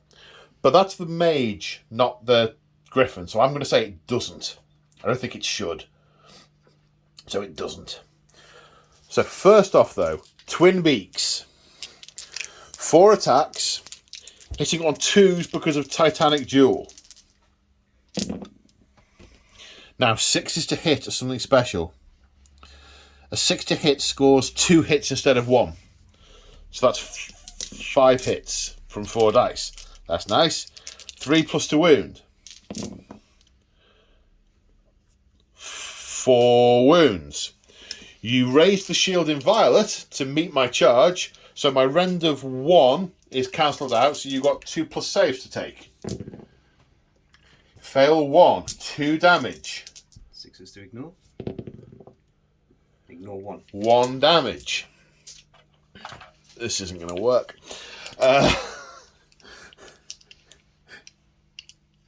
Oh no, that was rend of 2. We need to check the footage. No, that was all fine. You passed by more than a ample sufficiency. Right, 6 attacks with razor claws. Normally forced to hit +1 for... Thank you. I would have all out attacked, so roaring was definitely a thing. So hitting on 3s.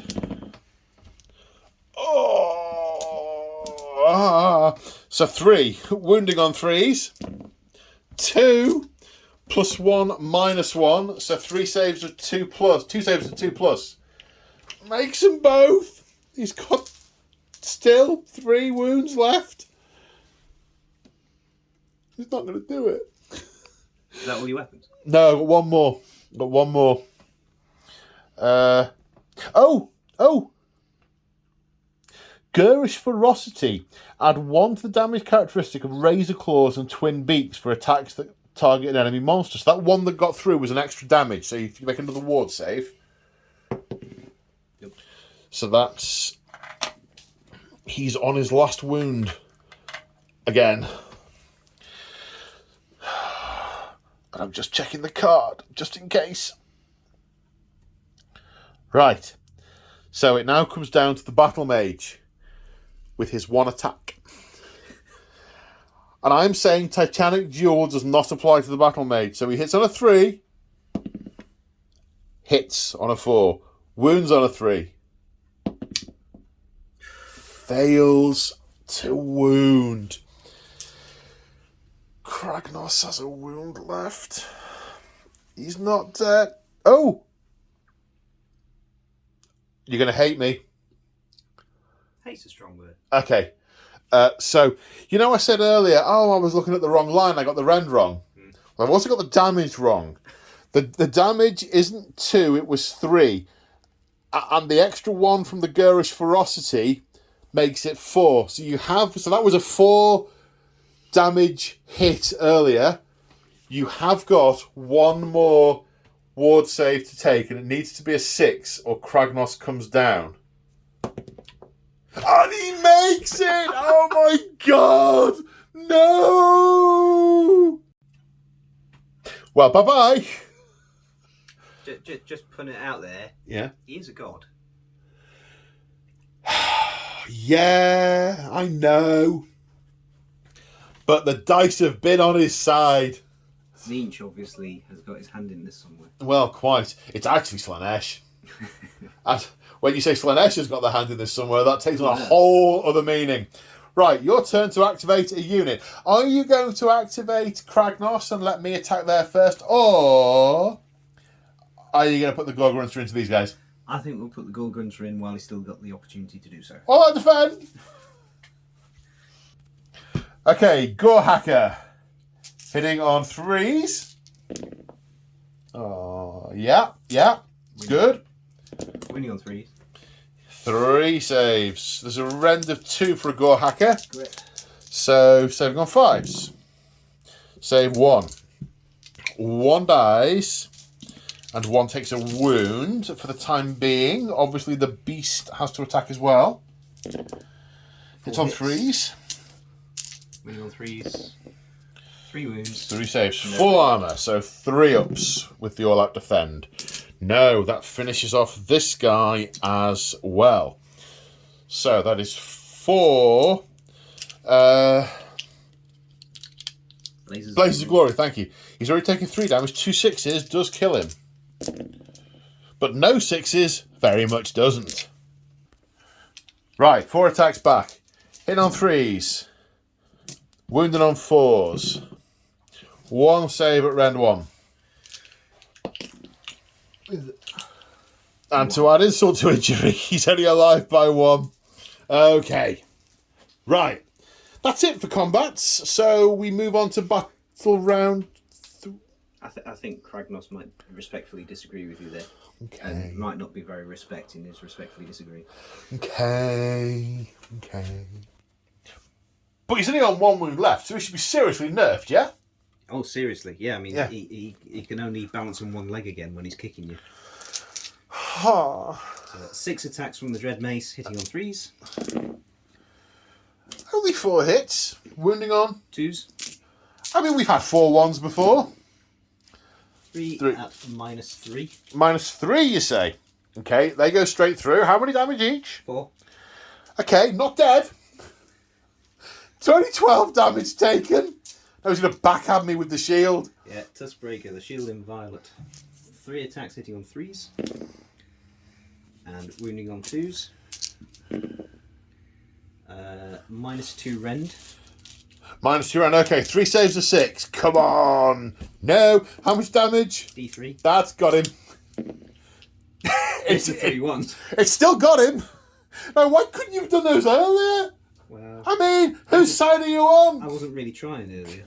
Ah, okay. So, a valiant effort brought to within an inch of his life / consciousness. But Kragnos tears down the Griffin. Although, he's probably quite annoyed. Oh, yes.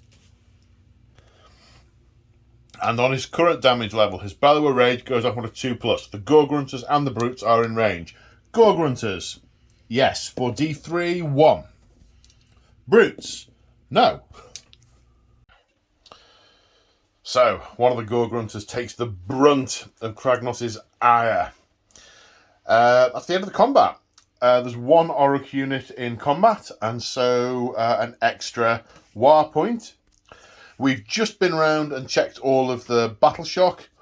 They got +1 because they're near the Redeemer unit, so they can't fail. I only lost 2 this term. No one got the short version, no one can fail. So, we need to go on to Battle Round 3 and roll to see who gets priority. Good luck, sir. Likewise. Do you want to go second? That's a nice offer, but no, I'll politely decline and go first, thank you. You're certain about that? Yeah. Okay, hero phase stuff. There were 4 war points gained from having a general on the board and 2 from having a war chanter. That puts the total to the maximum threshold. So you also get Basham, which is +1 to wound. So, you know, +1 to hit and +1 to wound in melee. We realise we forgot it over there, but it hasn't made a huge difference. And you've reached the threshold for war. So at the start of any combat round, any combat phase, from here on in, you can declare a big war, and every Orruk will get +1 attack. Then all your points disappear and your abilities, and you go back down to 0. So, heroic actions. Is Kragnos going to heroically recover? Oddly, you should say that. Yeah. D3. For 1. For what? I mean, it could be worse. I haven't got anyone who can hurt him, so it's worse. Right, so I think it is the Knight Vexilla's finest hour, because he's been caught in front of the shield wall, and it's not going to end well, so I think it's his finest hour. Right, spells. Right, now we're on to spells. So, in fact, this warrants turning him around. The Weird Knob is going to attempt to cast Mighty Edbutt. Mighty Edbutt at the Lord Arcanum, which is a casting value of... 5+, but currently 4+ because of Zappum from the Big Wa. Well, so you're going to get +1 to the roll. Yes. So it's target value of 5. Okay. Ooh. So 6, 7. 7. Total of 7. The Lord Arcanum, we'll try and unbind that because there's a massive glowing green headbutt coming his way. So I need an 8. Yeah. I cast aside your petty magics. But now the Butcher is eyeing up those Judicators with his voracious maw, which casts on... 7. Now he doesn't get a plus because he's not an Orruk. Correct.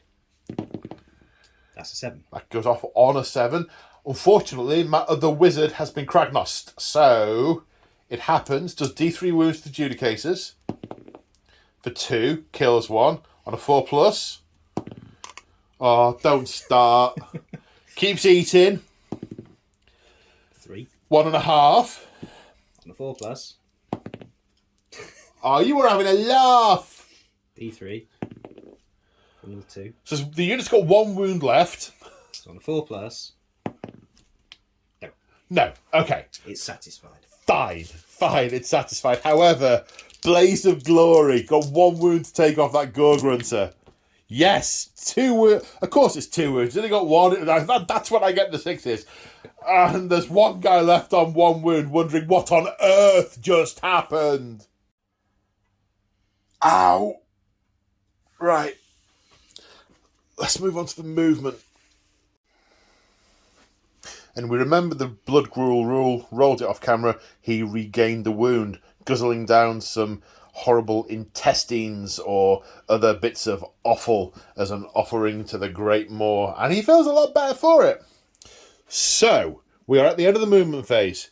These brutes have run, but not very far. It took a lot of bellowing from this war chanter to turn them around, convincing them that there was a better target this way. And they are not going to be charging this turn. Over here, the Weird Knob is not a fool and has already determined to use these brutes as a bodyguard and has retreated behind them as he pushes them forward into the meat grinder. This war chanter and these Ard boys have also run and come back in, heading in this direction. Clearly, not all the Umis is dead yet. So, we now know who everyone is. We've got 3 units of Iron Jaws and 3 characters, 3 heroes to deal with. It's going to be interesting. At this end, the Gluttons have come for... Did the Gluttons run? No. The Gluttons didn't run. He didn't run either. And the Butcher didn't run either. They had just moved. And we have the Griffhounds over here. The Judicator where he is. And then a massive... What feels like a massive lump of yellow charging down the gut. Kragnos is quite badly... It's obviously that his feet that have been hacked out a lot, and his movement on his current thingying is only 6. 7. So he hasn't moved as far forward as otherwise he might. I might have a bit of respite. If only I had something to shoot him with. You need to live and not be in combat. And over here, these Gorgrunters have come forward and are ready for the charge. And boing! From one building to another building. Boing, boing, boing! Shoot in your face. That was quick. Now on to the charges. First of all, the Gorgrunters are declaring a charge. That is a total of 9. And that is enough to make it in. So impact damage on 2 pluses. 2 mortal wounds into the Longbeards. Kills 2 of them. And the Mega Boss is charging 11 plus 1, 12 inches. The Mega Boss ends up here. Now the Cavalry, 3d6 because they're wholly within 12 inches of Kragnos. For a total of 13 with all the bonuses. Impact hits into the Liberators. On 3s this time. Yaha. Oh, that's only 1. Okay. Takes a point of damage. And we didn't forget, but we just delayed remembering the impact damage on the Vexillor. Yeah, I mean, we talked about it and then we just never bothered to film it. Yeah. Yeah, for D3. 3. 3 damage on the Vexillor. Then the Brutes. They've spied some little things with beards. Or maybe they haven't. Who knows? 3 dice. No.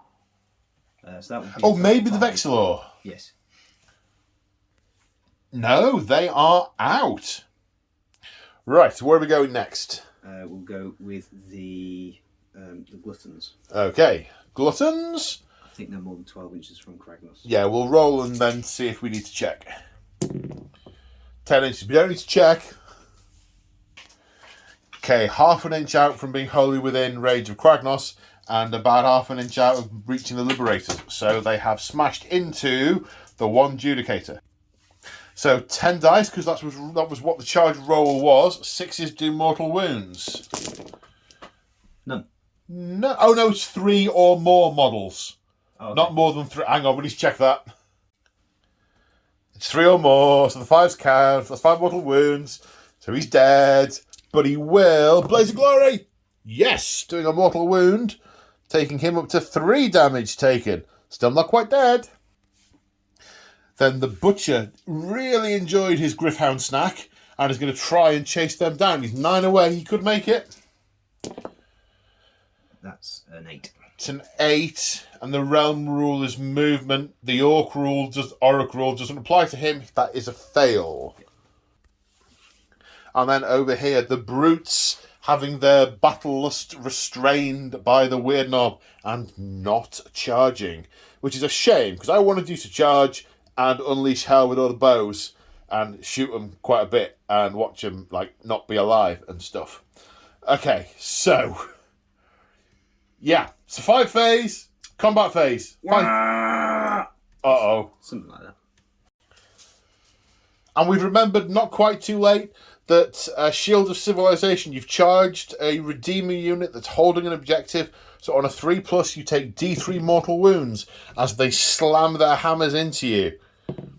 For 2, which finishes off the one that was on 3 wounds take. 1's dead. Okay, combat is starting here. These 3 Gore Grunters are going into... 2 of them are going into the Longbeards, and 1 is going into the Hammerers. Into the Longbeards, with all the bonuses for charging and the wire and all that stuff, we have a big handful of attacks. Yeah, hitting on 2s. Wounding on 2s.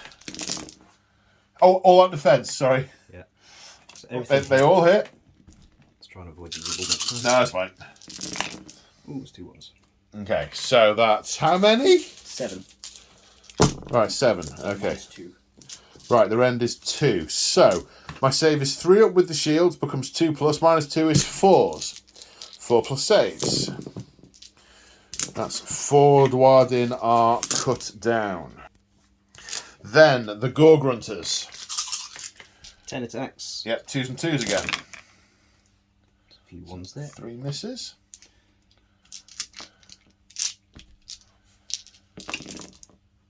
And 1, 6. Yeah? Yep. 6. Okay. These are no rend, so I'm getting 2+ saves because I all have defended. So they all save. How many died a minute ago? Oh, I'm going to have to check the footage. Okay, now the 1 into the Hammerers. So, Jagged Claw Hacker, 4 attacks. Hitting on 2s. 2s and 2s, 3 hits. 3. 3 wounds. -2. Right, -2. These have a save of 4+, because all they have is their mail shirts, so 6 is to save. 1 makes it 2 die. I've taken them off this time. And then the mount hits 4 times. And wounds 4 times. Saves are 4+. Fail 2 of them. 2 more die. Right, my turn. The Knight Vexillor is going to... It's mathematically possible to kill the war boss. I've got a hit with everything, wound with everything, and all for saves need to be failed. But it's mathematically possible. So, 4 attacks hitting on 3s. It's still mathematically possible. Wounding on 2s, because it's his finest hour. I forgot that when he was making saves earlier. Oh no, You have to make saves. You didn't have to make saves. I didn't forget that, because you didn't have to make saves earlier. Wounding on 2s. No! 3 saves at Rend 1, no longer mathematically possible. 4+. 2 damage taken. Oh, ho-hum. Now the one remaining Gore Grunter is going to the Liberators. 6 attacks with pig iron choppers. 2s and 2s. 5 hits. 4 wounds. 4 wounds. -1. 3+ becomes 4+. 2 fails. Kills the... Oh, he's already taken a point of damage. Moves it on to the next guy. Blaze of Glory. No. Hooves and tusks. Or tusks and hooves, actually. Same difference. 2s. 3 hits. 2 wounds. 2 saves of 3+. Kills this guy. Blaze of Glory. No.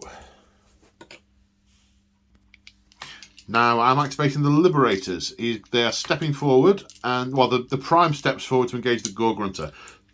I'm not coming off the objective. This is a wall that needs to hold. So the Prime and 2 others is a total of 7 attacks into the Gore Grunter, hitting on 3s. They've all hit. Wounding on 4. This is the disadvantage. 4 wounds at Rend 1. 4 saves of 5+. Indeed. I'll just point out that I deliberately didn't all that defence because it's War. It's War, yeah. Why? Yeah. They're not defending in any shape. It would feel wrong. 3 fails. 3 fails, so 3 damage taken. He's got 2 more to get through. 3 damage taken. Now it's the Mega Boss's turn to attack. He has 10 attacks into the Knight Vexillor, hitting on 2s and wounding on 2s.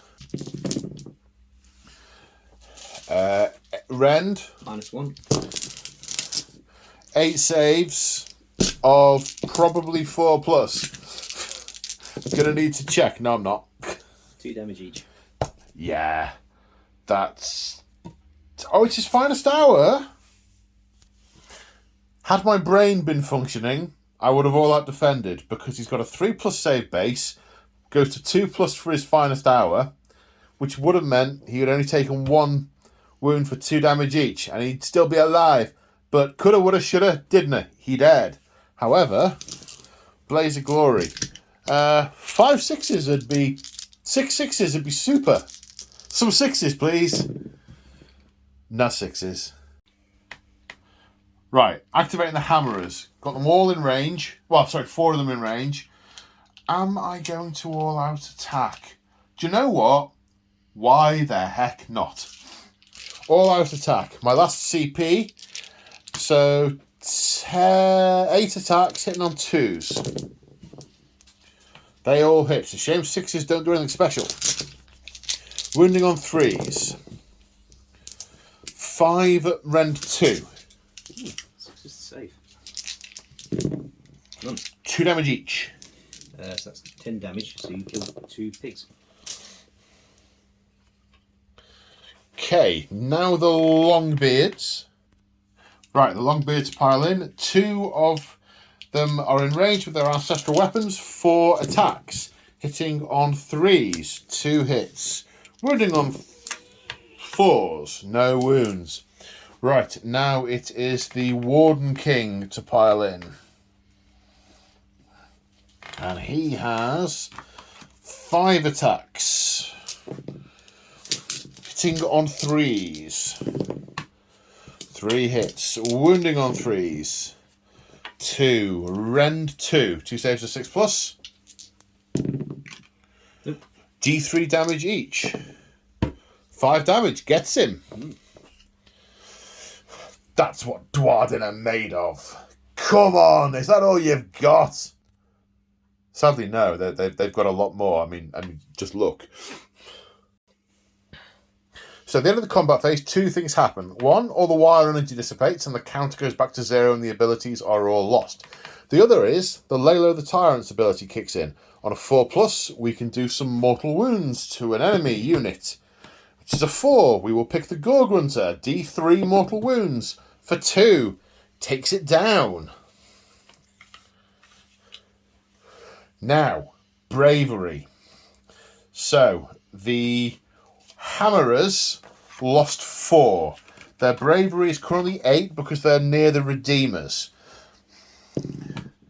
4 + 1. They're good. They're good. The Longbeards have lost 6. Their bravery is 8 + 1, 9. 3 + 6 is 9. They're good. They're made of strong stuff, the Dwarden. Okay, so in my hero phase, it is the Warden King's finest hour. He's going to take down that mighty Orruk and mount his head on the wall of his halls. Yeah, he's totally doing that. And Kragnos is just going to stand there and contemplate what he's done wrong. Yes, and in doing so, calm himself down a bit. Heroically recovers D3 wounds for 2. Oh, he's got 6 wounds again. Okay, I'm not getting anywhere near Kragnos. Right, Lord Arcanum, Mystic Shield on the Liberators. On a 6. I'm going to try and unbind that. Yeah. Unbounded. Knackers. Right. Movement. Okay, the end of the movement phase, it looks like this. So going through what was happening over here. First off, the Liberators move forward. The Weird Knob, who still is somehow able to control these brutes, ordered them to back up. Form a ring around me. Or words to that effect. So they withdrew. They rolled a big 6, but they didn't sort of run past him and leave him out the front. They've backed up, to protect him. The Lord Arcanum has got quite close, and the Hunters have moved down, possibly for a charge, but certainly for a shootang. Then over here, the Griffhounds have whizzed round and positioned for a charge against the Gluttons. The line has been reformed with the Lord Celestant taking place and defending against defending that objective, and the Dwarden have spun round to look at taking out this war boss. Dun dun dun. Okay, right. So, shooting phase. 21 shots with the lightning crossbows hitting on 4s. All that defence. What? All that defence. Oh no. Okay. Then wounding on 4s. 1, 2, 3, 4, 5. Just 5 with all out defence. 5 saves of 3+. Are they no rend? Oh, rend. Yes, point of rend. 5 saves of 4+. Fell 3. Okay, that fells the one who was injured and puts 2 damage onto another. Okay, starting over here. The Warden King is going to charge. 5 inches. Might need to just double check that. I think it's enough. Yeah, that's in. Then the Hammerers follow him in. 10. The Longbeards have just caught sight of those grots, so they are going in as well. No, they're not. We thought better of it, you know. Right, the Griffhounds into the Gluttons. 6. Now the Liberators. Get an 8. They needed an 8. They got an 8.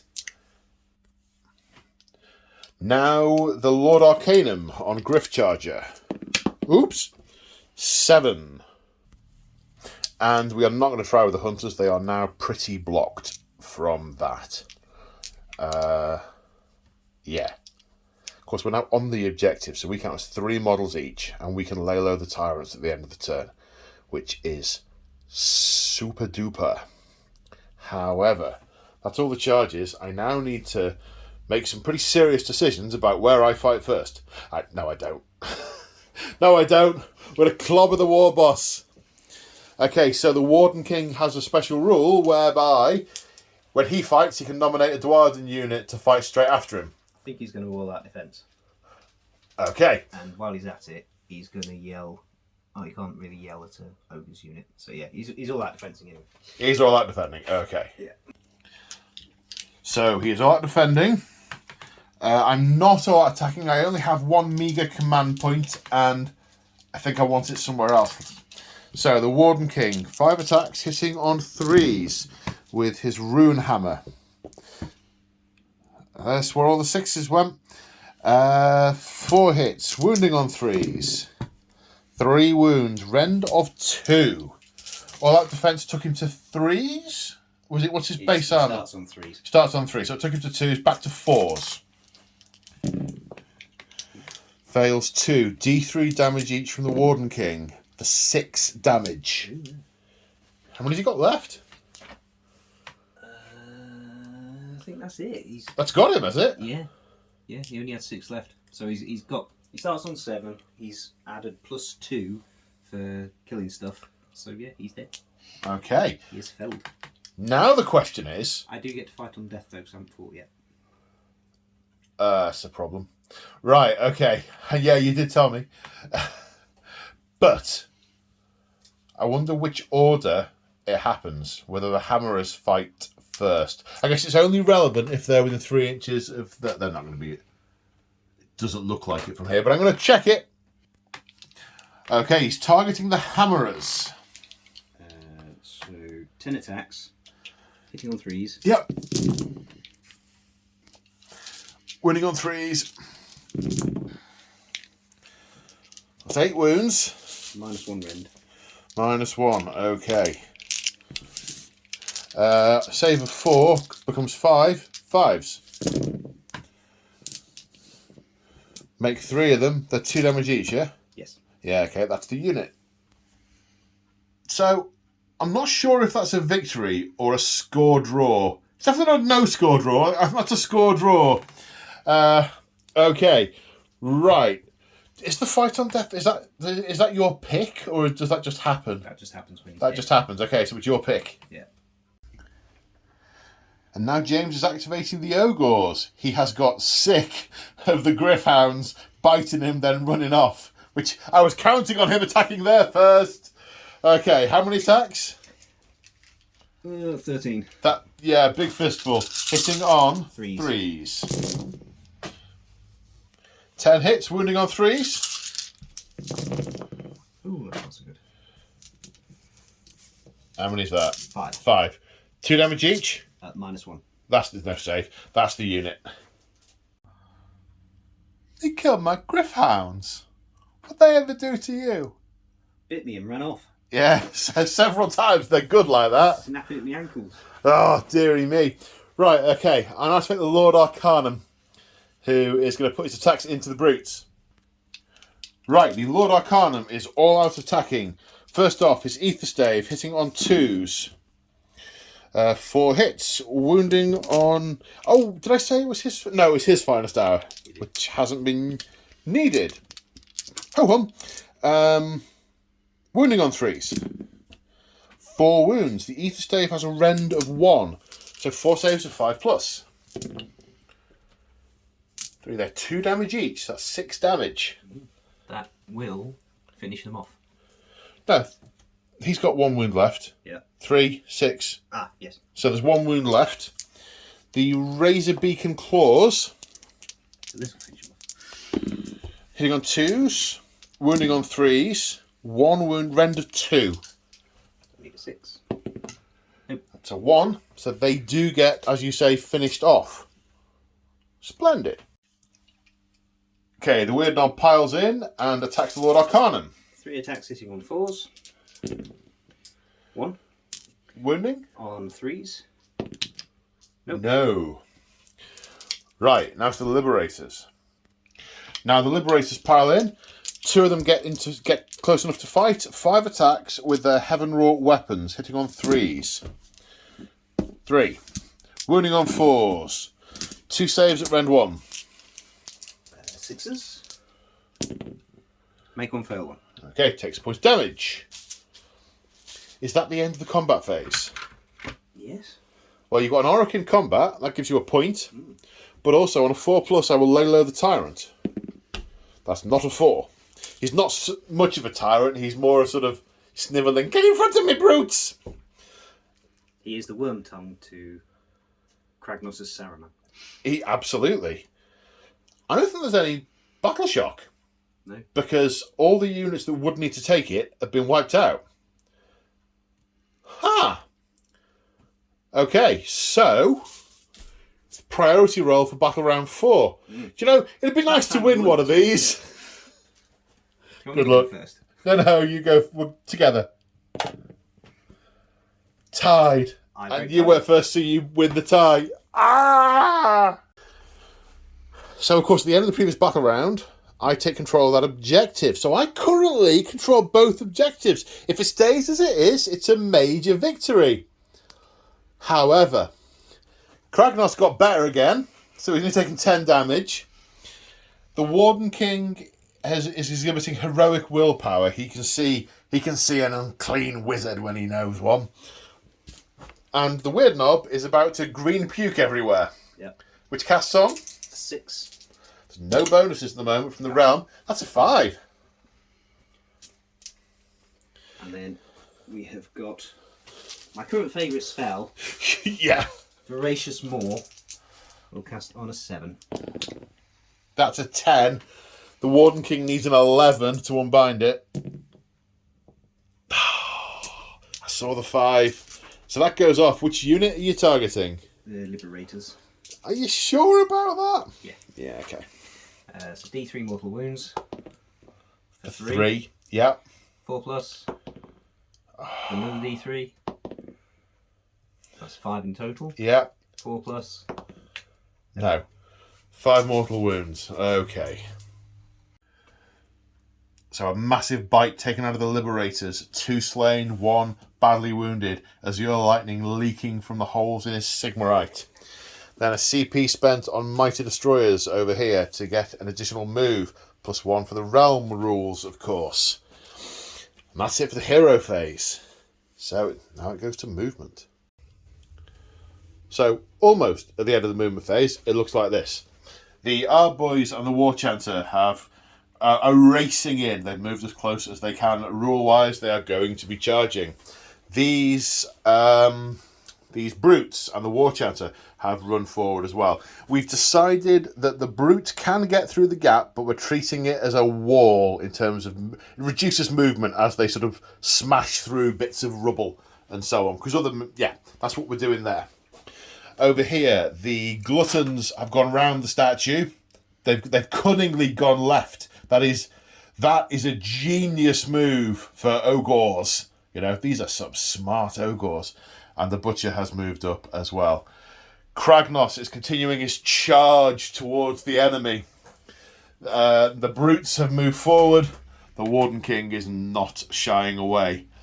And the Grots have bounced from that building to this one with a run.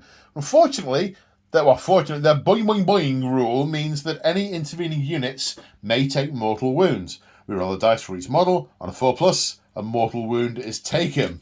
So, boing away. Yeah. It's you pick one of the units that they pass over. So if there were 2 units there, I could only pick one of them. Ah, right, okay. So, yeah. So basically they stop and just doink, doink, doink, and then carry on. Yes. So 10 dice on a 4+, mortal wounds on these guys. 4.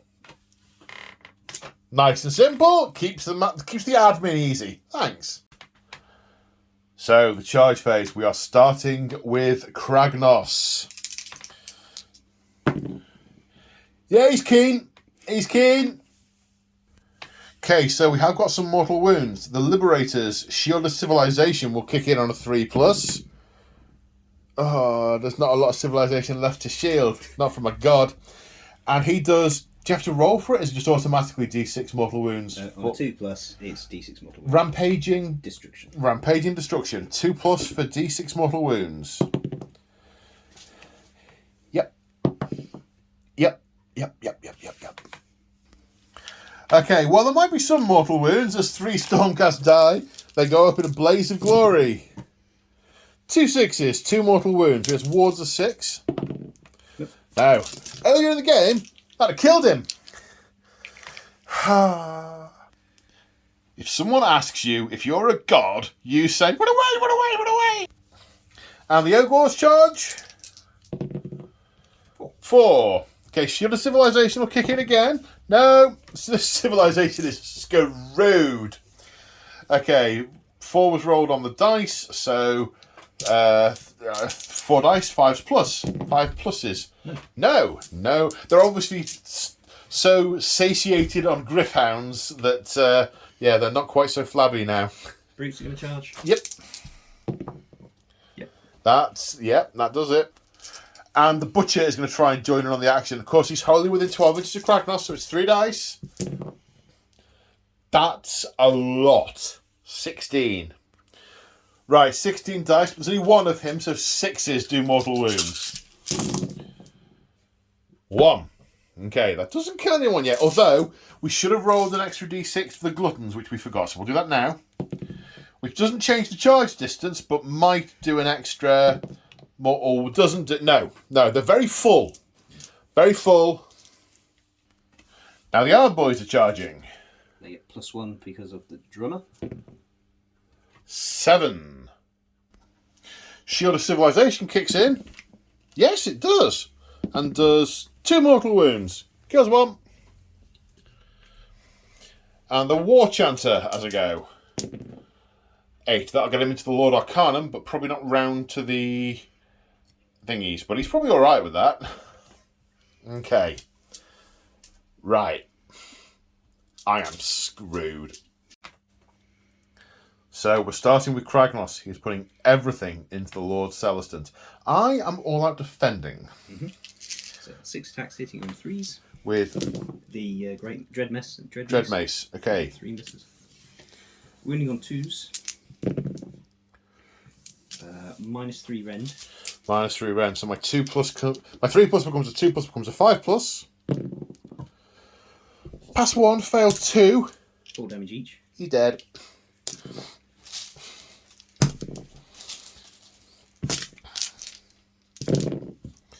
Mortal wounds to Kragnos. That'll tick him off a bit. Yeah, but ward save.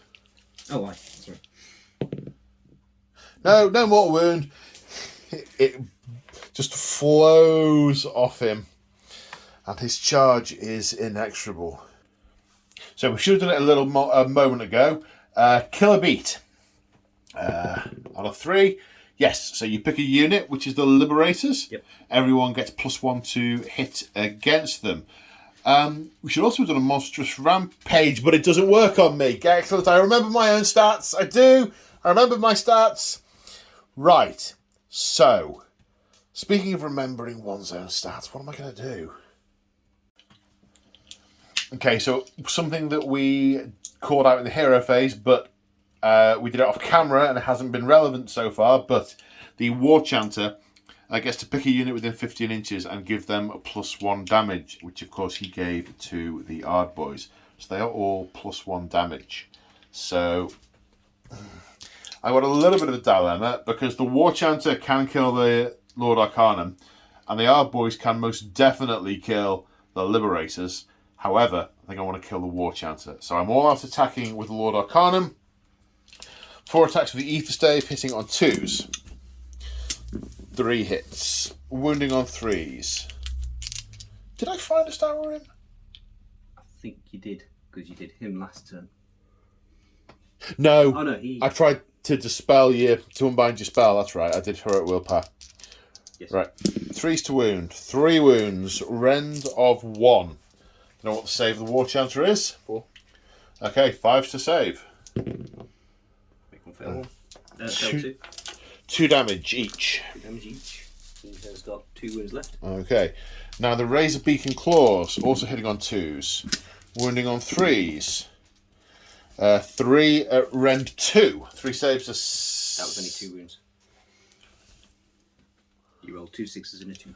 2 saves of 6 plus. Okay, so 4 damage. Yeah, so he did. Got him. Right. Unfortunately, I imagine the... well, that's a good... Where are you going? So that Warden King, he's a bit tasty. Yeah, you have some dilemmas. I mean, yeah. Right, 22 attacks. Normally hitting on 4s, but +1 because of killer beats and all-out attack. I am all-out defending. So, 22 attacks hitting on 2s. So, 20 hits, wounding on 3s. 13 saves. Now, there is no rend with the battle scroll we're using, the war scroll we're using.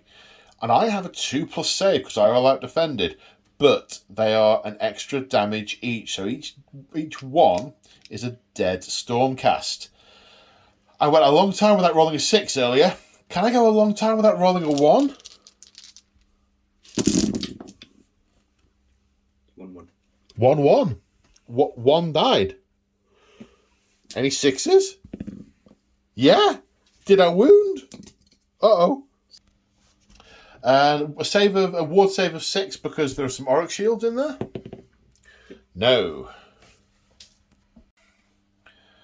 So I am activating the Liberators next. I know the Ardboys have already fought, but the Weird Knob hasn't, and I don't like the look of his stick because it does D3 wounds at a time. A bad handful of dice. I've been thrown a line here, so I intend to try and make use of it. Okay. These 2 are going into the Weird Knob. 5 attacks, hitting on 3s. 5 hits. Here's the difficult bit, wounding on 4s. 2. Rend of 1. 6s. No, 2 damage. So he's taken 3. How many wounds does he have? 6. 6. That could be problematic. Okay, and then into the Ardboys, hitting on 3s. See, I'm rolling lots of 6s, just not on any dice that require 6s. 4s to wound.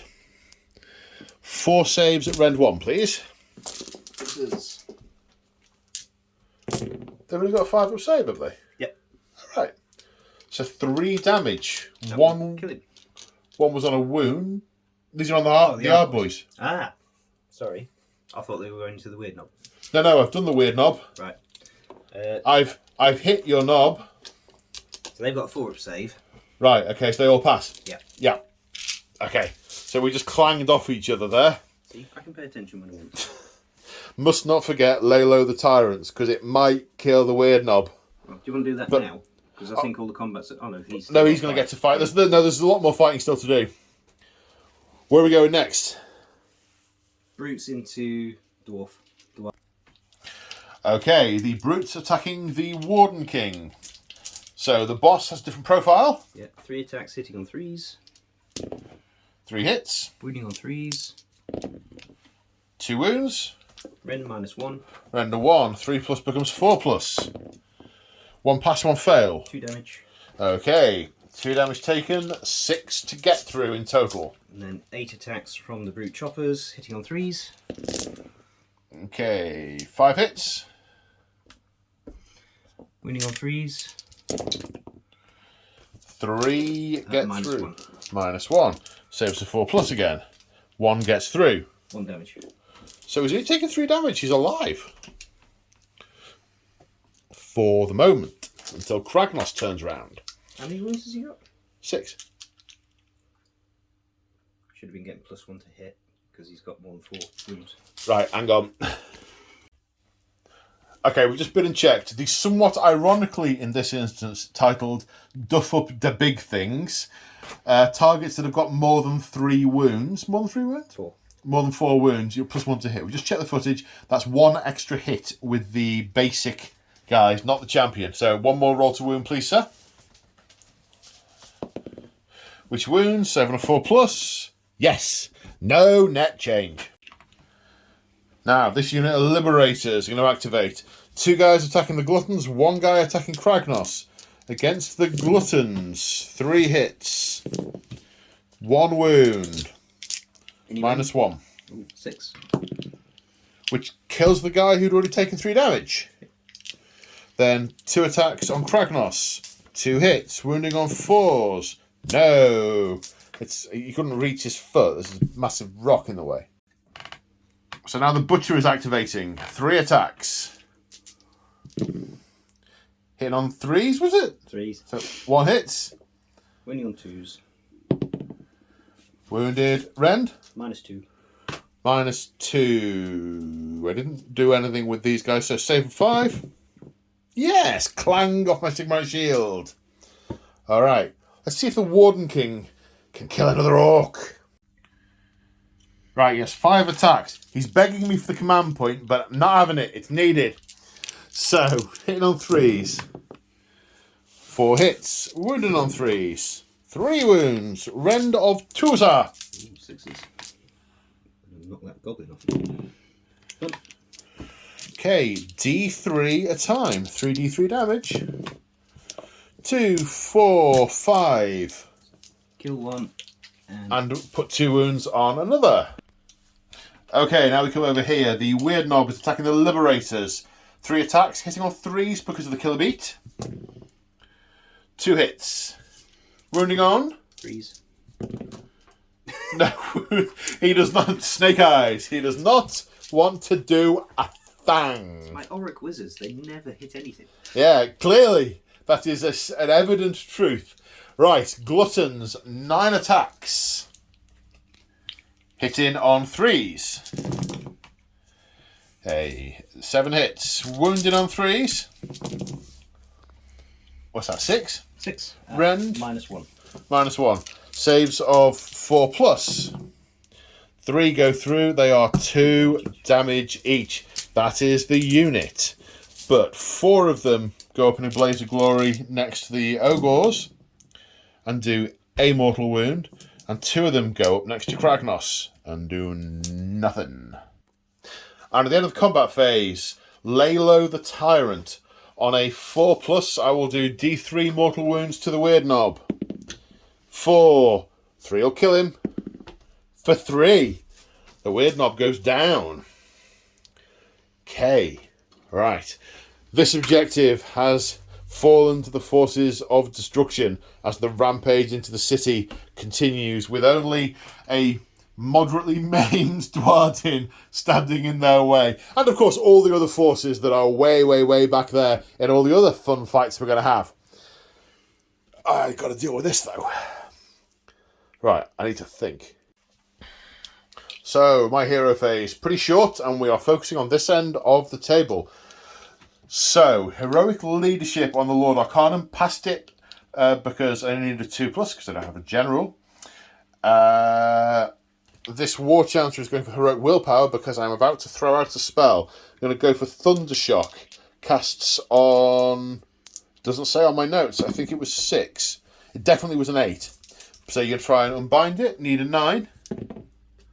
That's a 9. It is unbound. The war energy in the air just completely disrupts the etheric channeling. Okay, movement phase is done. 1 unit move. The hunters are moving forward to try and interdict these brutes. Straight into the shooting phase. Hitting on 4s. 21 attacks.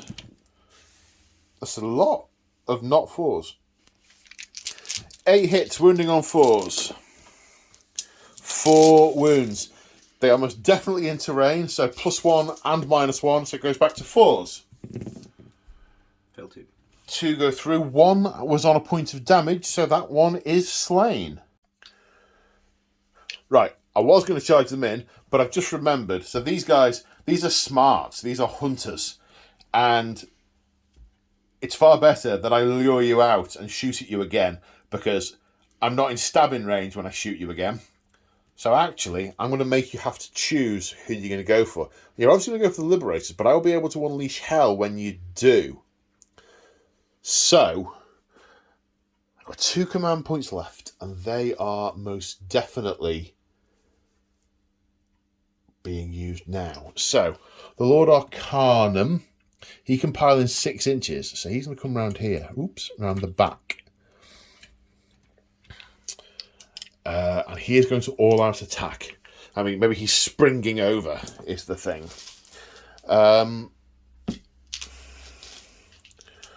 He has 4 attacks with his Ether Stave. Hitting on 2s, only 2 hits. Winning on 3s. No, it has deserted him. Now, the Griff, 3 hits. Winning on 3s. 3 wounds. Rend of 2. Rend 2, damage 1. So saving on 6s? Yeah, probably. No, shield, wards, 1 damage each. Ward saves a 6+ because of shields. Nope. No. There's 1 that's on a wound, and another 1 dies, so that takes out 2. Okay, so the R boys are activating 22 attacks after pile-ins, all-out attack and all-out defense respectively. So hitting on 3s. Oh, we need to check if the killer beats are still in effect. We know the +1 damage is still in effect until your next hero phase. We need to check if the killer beats is. So the +1 damage persists, but the killer beat doesn't. So 2s do not hit. 14 hits. Wounding on 3s. 8 wounds. So 8 saves of 2+, but they're 2 damage each, so each one kills a Stormcast. 1-1 again. 1 Stormcast dies and goes up in a blaze of glory. Smacking one. So, I'm activating the Warden King. He is going to finish off these brutes, he hopes. And he's absolutely, definitely not within 3 inches of Kragnos, and no tape measures will be permitted in the room. Hitting on 3s. Okay, 3 hits. Wounding on 3s. 3 wounds. Rend of 2. 6s. D3 damage each. 3 for 5. That gets them. And Kragnos doesn't have a turn. Yes. Definitely not within 3 inches. No. So Kragnos swings his Dread Mace. Hitting on 3s. 5 hits. Wounding on 2s. 4 wounds. Rend of 3, so 4 saves of 6+. No. That's how many damage each? 5? 6? 4. 12. Yeah, he's got... no, he's very dead. Now the Liberators get to attack. 17 attacks, hitting on 3s. 9 hits, wounding on 4s. 1, 2, 3, 4, 5 saves at Rend 1. 5 saves of 5+. So 3 fail, so it kills 1, puts a wound on another, and then... I think I've got another shield. Oh! It says. Oh no. I can't see 1. No, I must have taken him off already. Okay, and at the end of the phase, on the 4+, I lay low the Tyrants, which I do, for 3 mortal wounds, so 3 in total get killed. So these boys are Bravery 5, +1 for their banner, +1 for the realm, so that's 7. They've lost how many this turn? 5. Okay, so 5 plus d6 is 9. 2 run away. And that's the end of battle round 4. Now, no result of this game will lead to this gate being held, because there's a huge wave of Orruks pouring in, and Kragnos is going to rampage through it. However, the plugging of the breach, if it can be done, may stymie the flow for long enough to have a slight impact on another battle, which has a greater impact on another battle, which may in the end have some influence on what happens in Excelsis. It's those hero moments that you just can't predict or can't trace their origins. Although we can make a priority roll for the turn.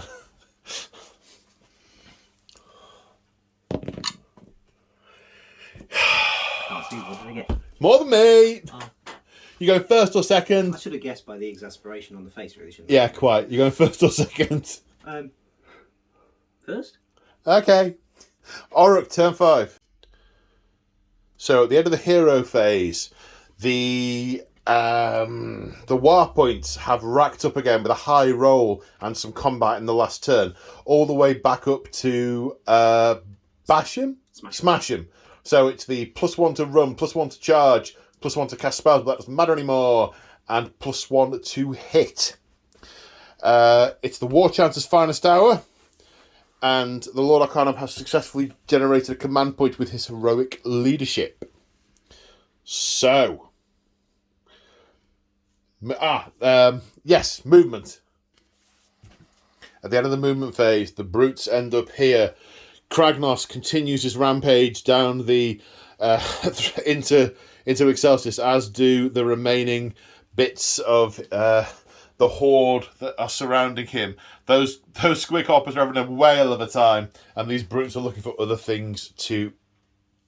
These gluttons are looking for other things to eat. Brutish gluttons. Yes.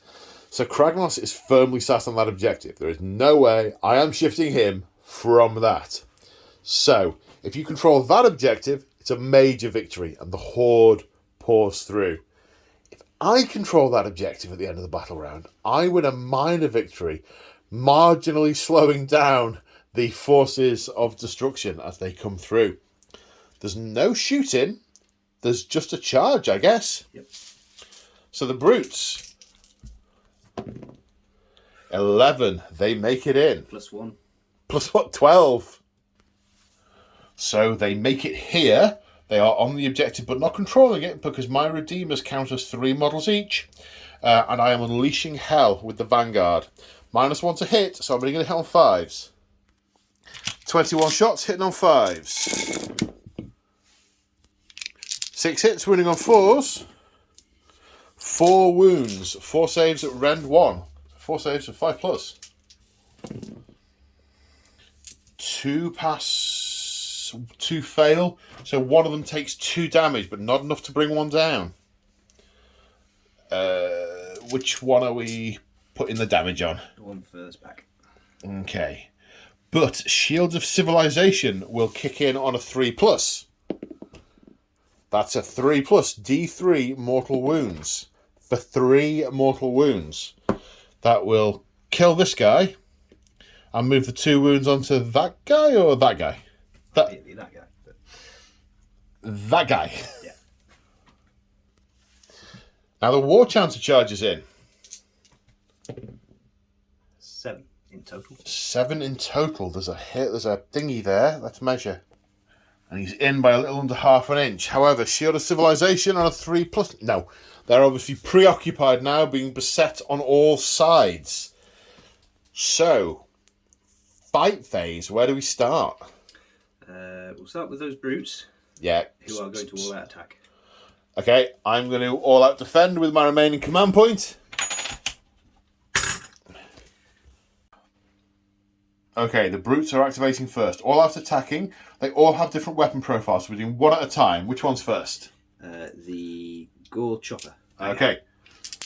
3 attacks will be hitting on 2s because of all the cumulative bonuses. 2 hits. Wounding on 3s. 2 wounds, Rend. -2. So my 2+ goes back to 4+. Both failed. How much damage? Because of the bonus damage, 3 damage each. Yeah. How much each? 3. 3 each. Okay, so that is 2, 4, 6. I will do the Blaze of Glory now so I don't lose count. No. Boss Chopper, 3 attacks hitting on 2s and wounding on 3s. 2 at -1. 3 up saves. Passed. Okay, and then 3 Jagged Gore Hackers hitting on 2s and wounding on 3s at -2. 2 at -2. Saving on 4s again. 1 pass, 1 fail. Damage? 2. 2 kills that one. Blaze of Glory. 1/6 kills the guy on 2 damage. Okay, activating the Lord Arcanum and piling him in. With this 6-inch piling, there was no way I could get to the War Chanter. There just wasn't a way of making it work. I wanted to try and take him out. But alas. Okay, the Ether Stave hitting on 3s. 4 hits. Wounding on 3s. 3 wounds. Rend of 1. I meant to yell all out defence. Well, that's fine. All out defence is fine. Did you say 3? Yeah. It's back to 4s. 1 fails. D3 damage for 1. Then the Razor Beacon Claws. 1 hits. 1 wounds, -2. 5 up save? No, so that's 1 dead in total. So the War Chanter attacks. With the cumulative effect of all the stuff, he's hitting on 2s and wounding on 2s because it's his finest hour. 6 attacks, 5 hits. Drop dice don't count. Ooh, only 3 wounds. Rend? None. No rend. No rend. 3 saves to 2+. All passed. Right. It's the Retributors. The Prime is dead. Liberators. The Liberators. Yeah, Retributors are far too scary. Don't tell me the Retributors. It's because they're Redeemers. Yeah. That's the chamber. No, not their chamber. Their thing. Right. 2 on the War Chanter. 2 on the Ardboy. On the Ardboy. 3 hits. Winning on 4s. 1 save. No, he takes a wound. Is there any rend on that? 1. In that case, he's still all that defensed. Rend of 1 though, so +1 yeah. -1, so 3 still a fail. Yes, sorry. Then on the War Chanter, 3 hits, wounding on 4s, 3 saves, rend of 1. On the War Chanter. Yeah. 5s. Make 1 fail 2. So it takes 2 damage. Got 4 left. Okay, lay low the Tyrant. There's no more combat there, is there? You not got anything else? No. No, okay. Right, lay low the Tyrant. On a 4+. No. Okay. What did the Ardboy fight? The Ardboy didn't fight. The one and only Ardboy. The Ardboy needs to fight. He will get 3 attacks. Hitting on 3s. Yep. Wounding on 3. Oops. 2. No rend. 2s. 1 gets through. Takes a point of damage. Okay. We now need to check out bravery and stuff. I lost 4 Liberators, or was it 5? 4 Liberators. I don't have a command point. 4 + 4 is 8. Their bravery is 7. The wounded one collapses from his injuries. Can the brutes fail? They lost Brutes lost 2 this turn.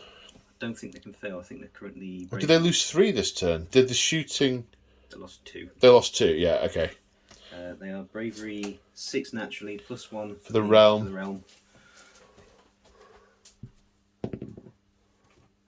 So that's a pass. Pass, yep. They would have failed on a 6. And the Ardboy can't fail. The Ardboy can't fail. Okay, and 3 more war points accrued because there are 3 Orruk units still in combat, but that doesn't give any more bonuses. Right, it's now into the hero phase. I need a command point, so I'm going to try heroic leadership, which I get. It's his finest hour. What does he want? Well, it's been his finest hour. I assume He's going to heroic willpower. heroic willpower. Okay, so he can attempt to unbind my spell. Okay, I am going to go for Arcane Bolt on a 5. Cast on a 6. You've done really well at unbinding my spells this game. Saying he's not a wizard. Well, quite, yes. Okay, so movement and shooting.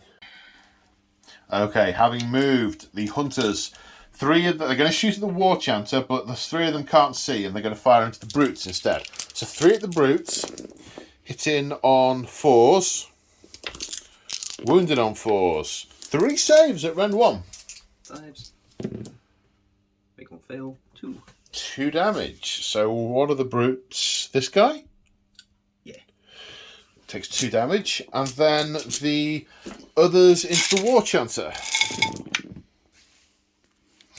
9 hits, wounding on 4s. 4 saves at Rend 1. 4 saves at 5+. I think he only had 2 wounds left, didn't He's taken 2 damage. he? Oh, in that case, he has got 2 wounds left now. So he's taken 4 damage, and he has 6 wounds, so he's got 2 more remaining. Okay. Right, charge phase. The hunters are going to declare a charge. 3 inches, which is enough. Just activating the Lord Arcanum first, going into the brutes. 4 attacks with the Ether Stave. 3 hits, wounding on 3s. 2 wounds at Rend 1, saves of 5. All that attack, I couldn't say I had wine gum in my mouth. Well, defense, you mean? That's what I meant. Yeah, okay. That one. So back to saves of 4. 1 gets through, D3 damage for 2, which kills the one that had already taken 2 and puts a point of damage on the other one. Now Razor Beacon Claws, hitting on 3s. Can't kill him now. Wounding on a 3. Rend of 2, saving on a 5. No, he takes 2 damage. He's always on 2 damage. Your turn to pick a unit, sir. We'll go for the War Chanter into the Liberators. Okay. Okay, War Chanter. 6 attacks, 2s and 3s, because he's no longer his finest hour. 5 hits, winning on 3s. 4 wounds into the Liberators. Did I say all out defense? You didn't. Sorry, all out defense. You had a wine gum in your mouth as well. Yes, quite. Was that 4? 3. 3. 2s. 1 gets through. How much damage is he? 1.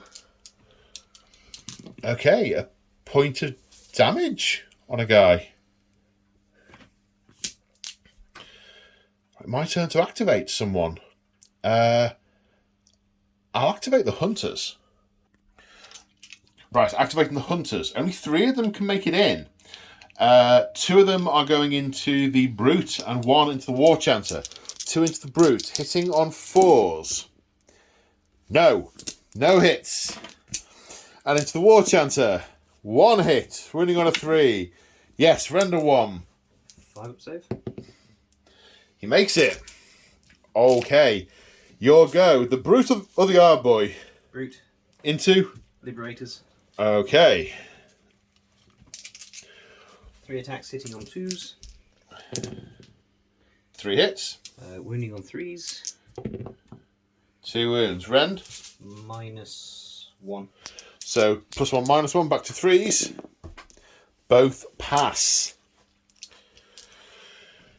So now it's the Liberators.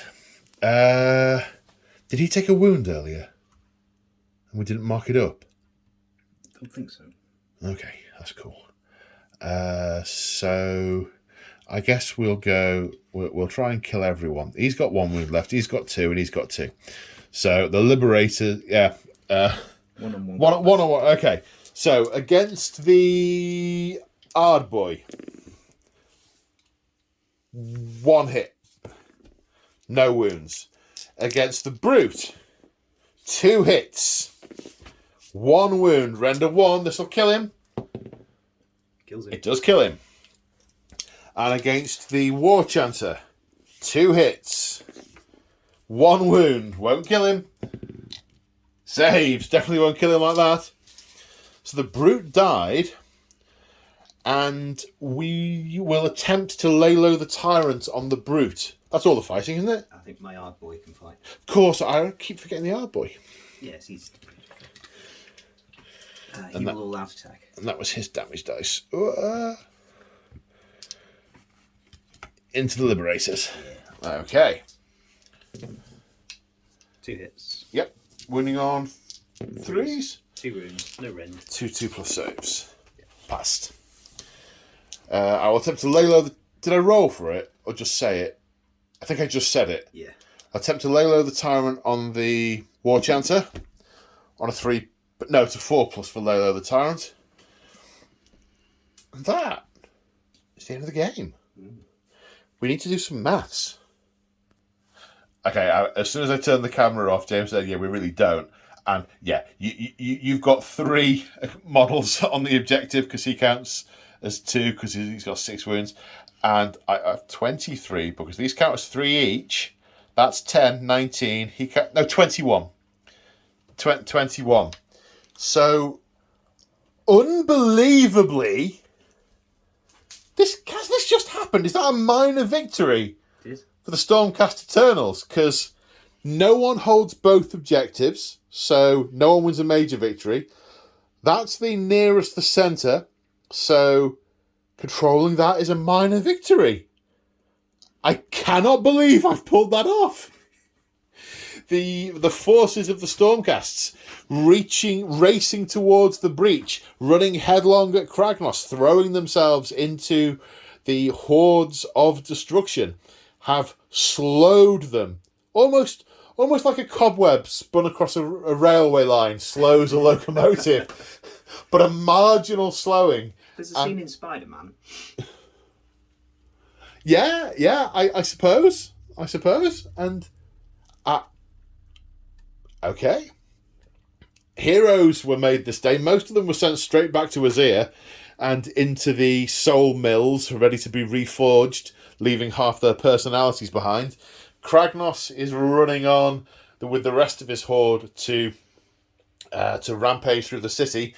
And these stalwart defenders, having hold that objective, butchered these remaining Orruks, run to the breach and hold it for 30 seconds. 30 seconds? I thought 30, I thought, is that a bit generous?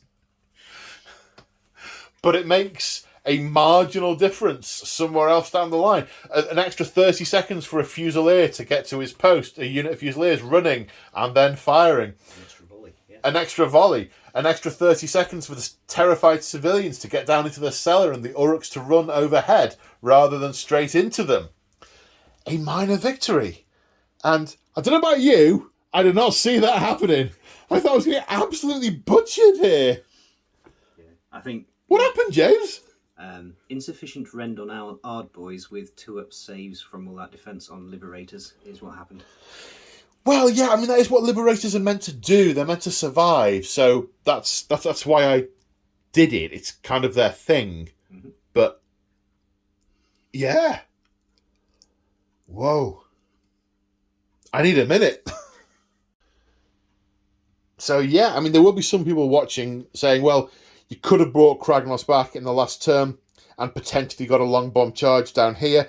Yeah, there's a bit of scenery to negotiate, and he might have made it, but that seemed to us, we discussed it before the turn, and we didn't mention the discussion because I don't think that was going to happen.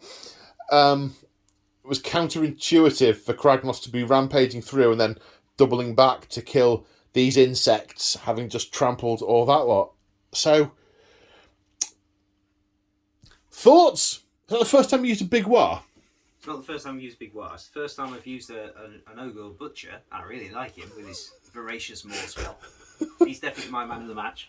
Yeah, that was horrific. And they ate my Griff hounds. I'm so disappointed. They chomped their way through a fair amount. Yeah, they did. Voraciously.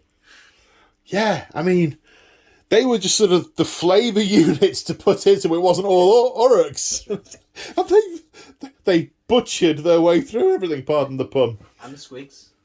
Yeah, well, they were just comedy genius, bounding from building to building. I mean, look at them on top of the chimneys. Very cool. So how did you find using Kragnos? It's the first time you've used Kragnos, isn't it? It is, yeah. It's difficult when you're constantly having to check for updates on the war scroll. Yeah. But yeah, no, I'd definitely use him again. I don't know if he's worth his points, if I'm perfectly honest. Because there were a couple of occasions where if you'd have chipped that last wound off, that's, in a 3,000 point game, that's a third of your army gone. Yeah, it was sort of squeaky bum close. Very much. At various times. I rolled some very, very jammy sixes on those ward saves. Yeah. But no, I think, again, is the way I played him probably wasn't right. I thought he would be tankier than he is, just shoving him out there, and then he overextended himself. Well, if you watched episode 2 that I alluded to earlier with Olariel, I did exactly the same thing. I thought, she's a god, she'll be fine. Yeah. Moved her forward, she got decimated and flew off, inverted commas. Because at the end of the day, it's 18 wounds with a 2-up save. Yes. And that's not necessarily, that's the equivalent of what? 6 or 9 Stormcast Annihilators, and they can be taken out. But I liked the way his shield combated spells. Yes. I thought I thought it would be sufficiently toned down for the game purposes that it wouldn't reflect the narrative of spells just do nothing to him. But they absolutely did nothing to him. He just turned them off left, right, and centre. I thought that was really cool. Yes. And look at that view. Just look at the devastation behind him. Superb. Yeah, I do like his destructive rampage ability. I think that's very thematic. He gets really annoyed and he doesn't care what's around him. He's just taking his wrath out on whatever's closest. Yeah, and stuff that it is very cool. We forgot buildings. Maybe no, we were actually quite far away from some of them, wasn't he? At various points. At the points where he was injured, I think he was only close to this one. And then everything else was sufficiently far away. Yeah, that's right. You are correct. And I don't think it really would have mattered anyway, because there wasn't really anything inside the buildings. No, but it made some of the charges a bit more complicated in a couple of places. Yeah. Well, hope you guys enjoyed watching this as much as we enjoyed filming it. So, yeah, I mean, hope you enjoyed it. We certainly enjoyed filming it. That was a lot of fun. Yeah, thank you. Big thank you to James for coming down and playing this epic game with me. In and amongst all the other epic games we are also playing / have played. I think the next one in the sequence is against yourself as well. I think that's against your Bone Splitters and some Gargant. No. It's against... I can't remember. It's a game. And there's destruction and Stormcast and stuff. And it's going to be a lot of fun. And on that note, should have done this at the start. Shout outs. This mat is by Urban Mats. So are the buildings. So are these ruined buildings. Kragnos was painted by March of War. These barrels and crates are also March of War. The wall is GameMat.eu. I might have said this at the start. Did I say this at the start? I think I said this at the start. Either way, shout out to all my channel members and patrons. Thank you for your ongoing support. You guys are awesome. If you want to support me, check out the description in the video. There are some ways listed in there to do that, like affiliate links in stores and Patreon and channel memberships, or joining our bustling hobby Discord, which is lots of fun. But if you enjoyed the video, that is plenty for me. So until next time, take care everyone, and say bye, James. Bye, James. Bye.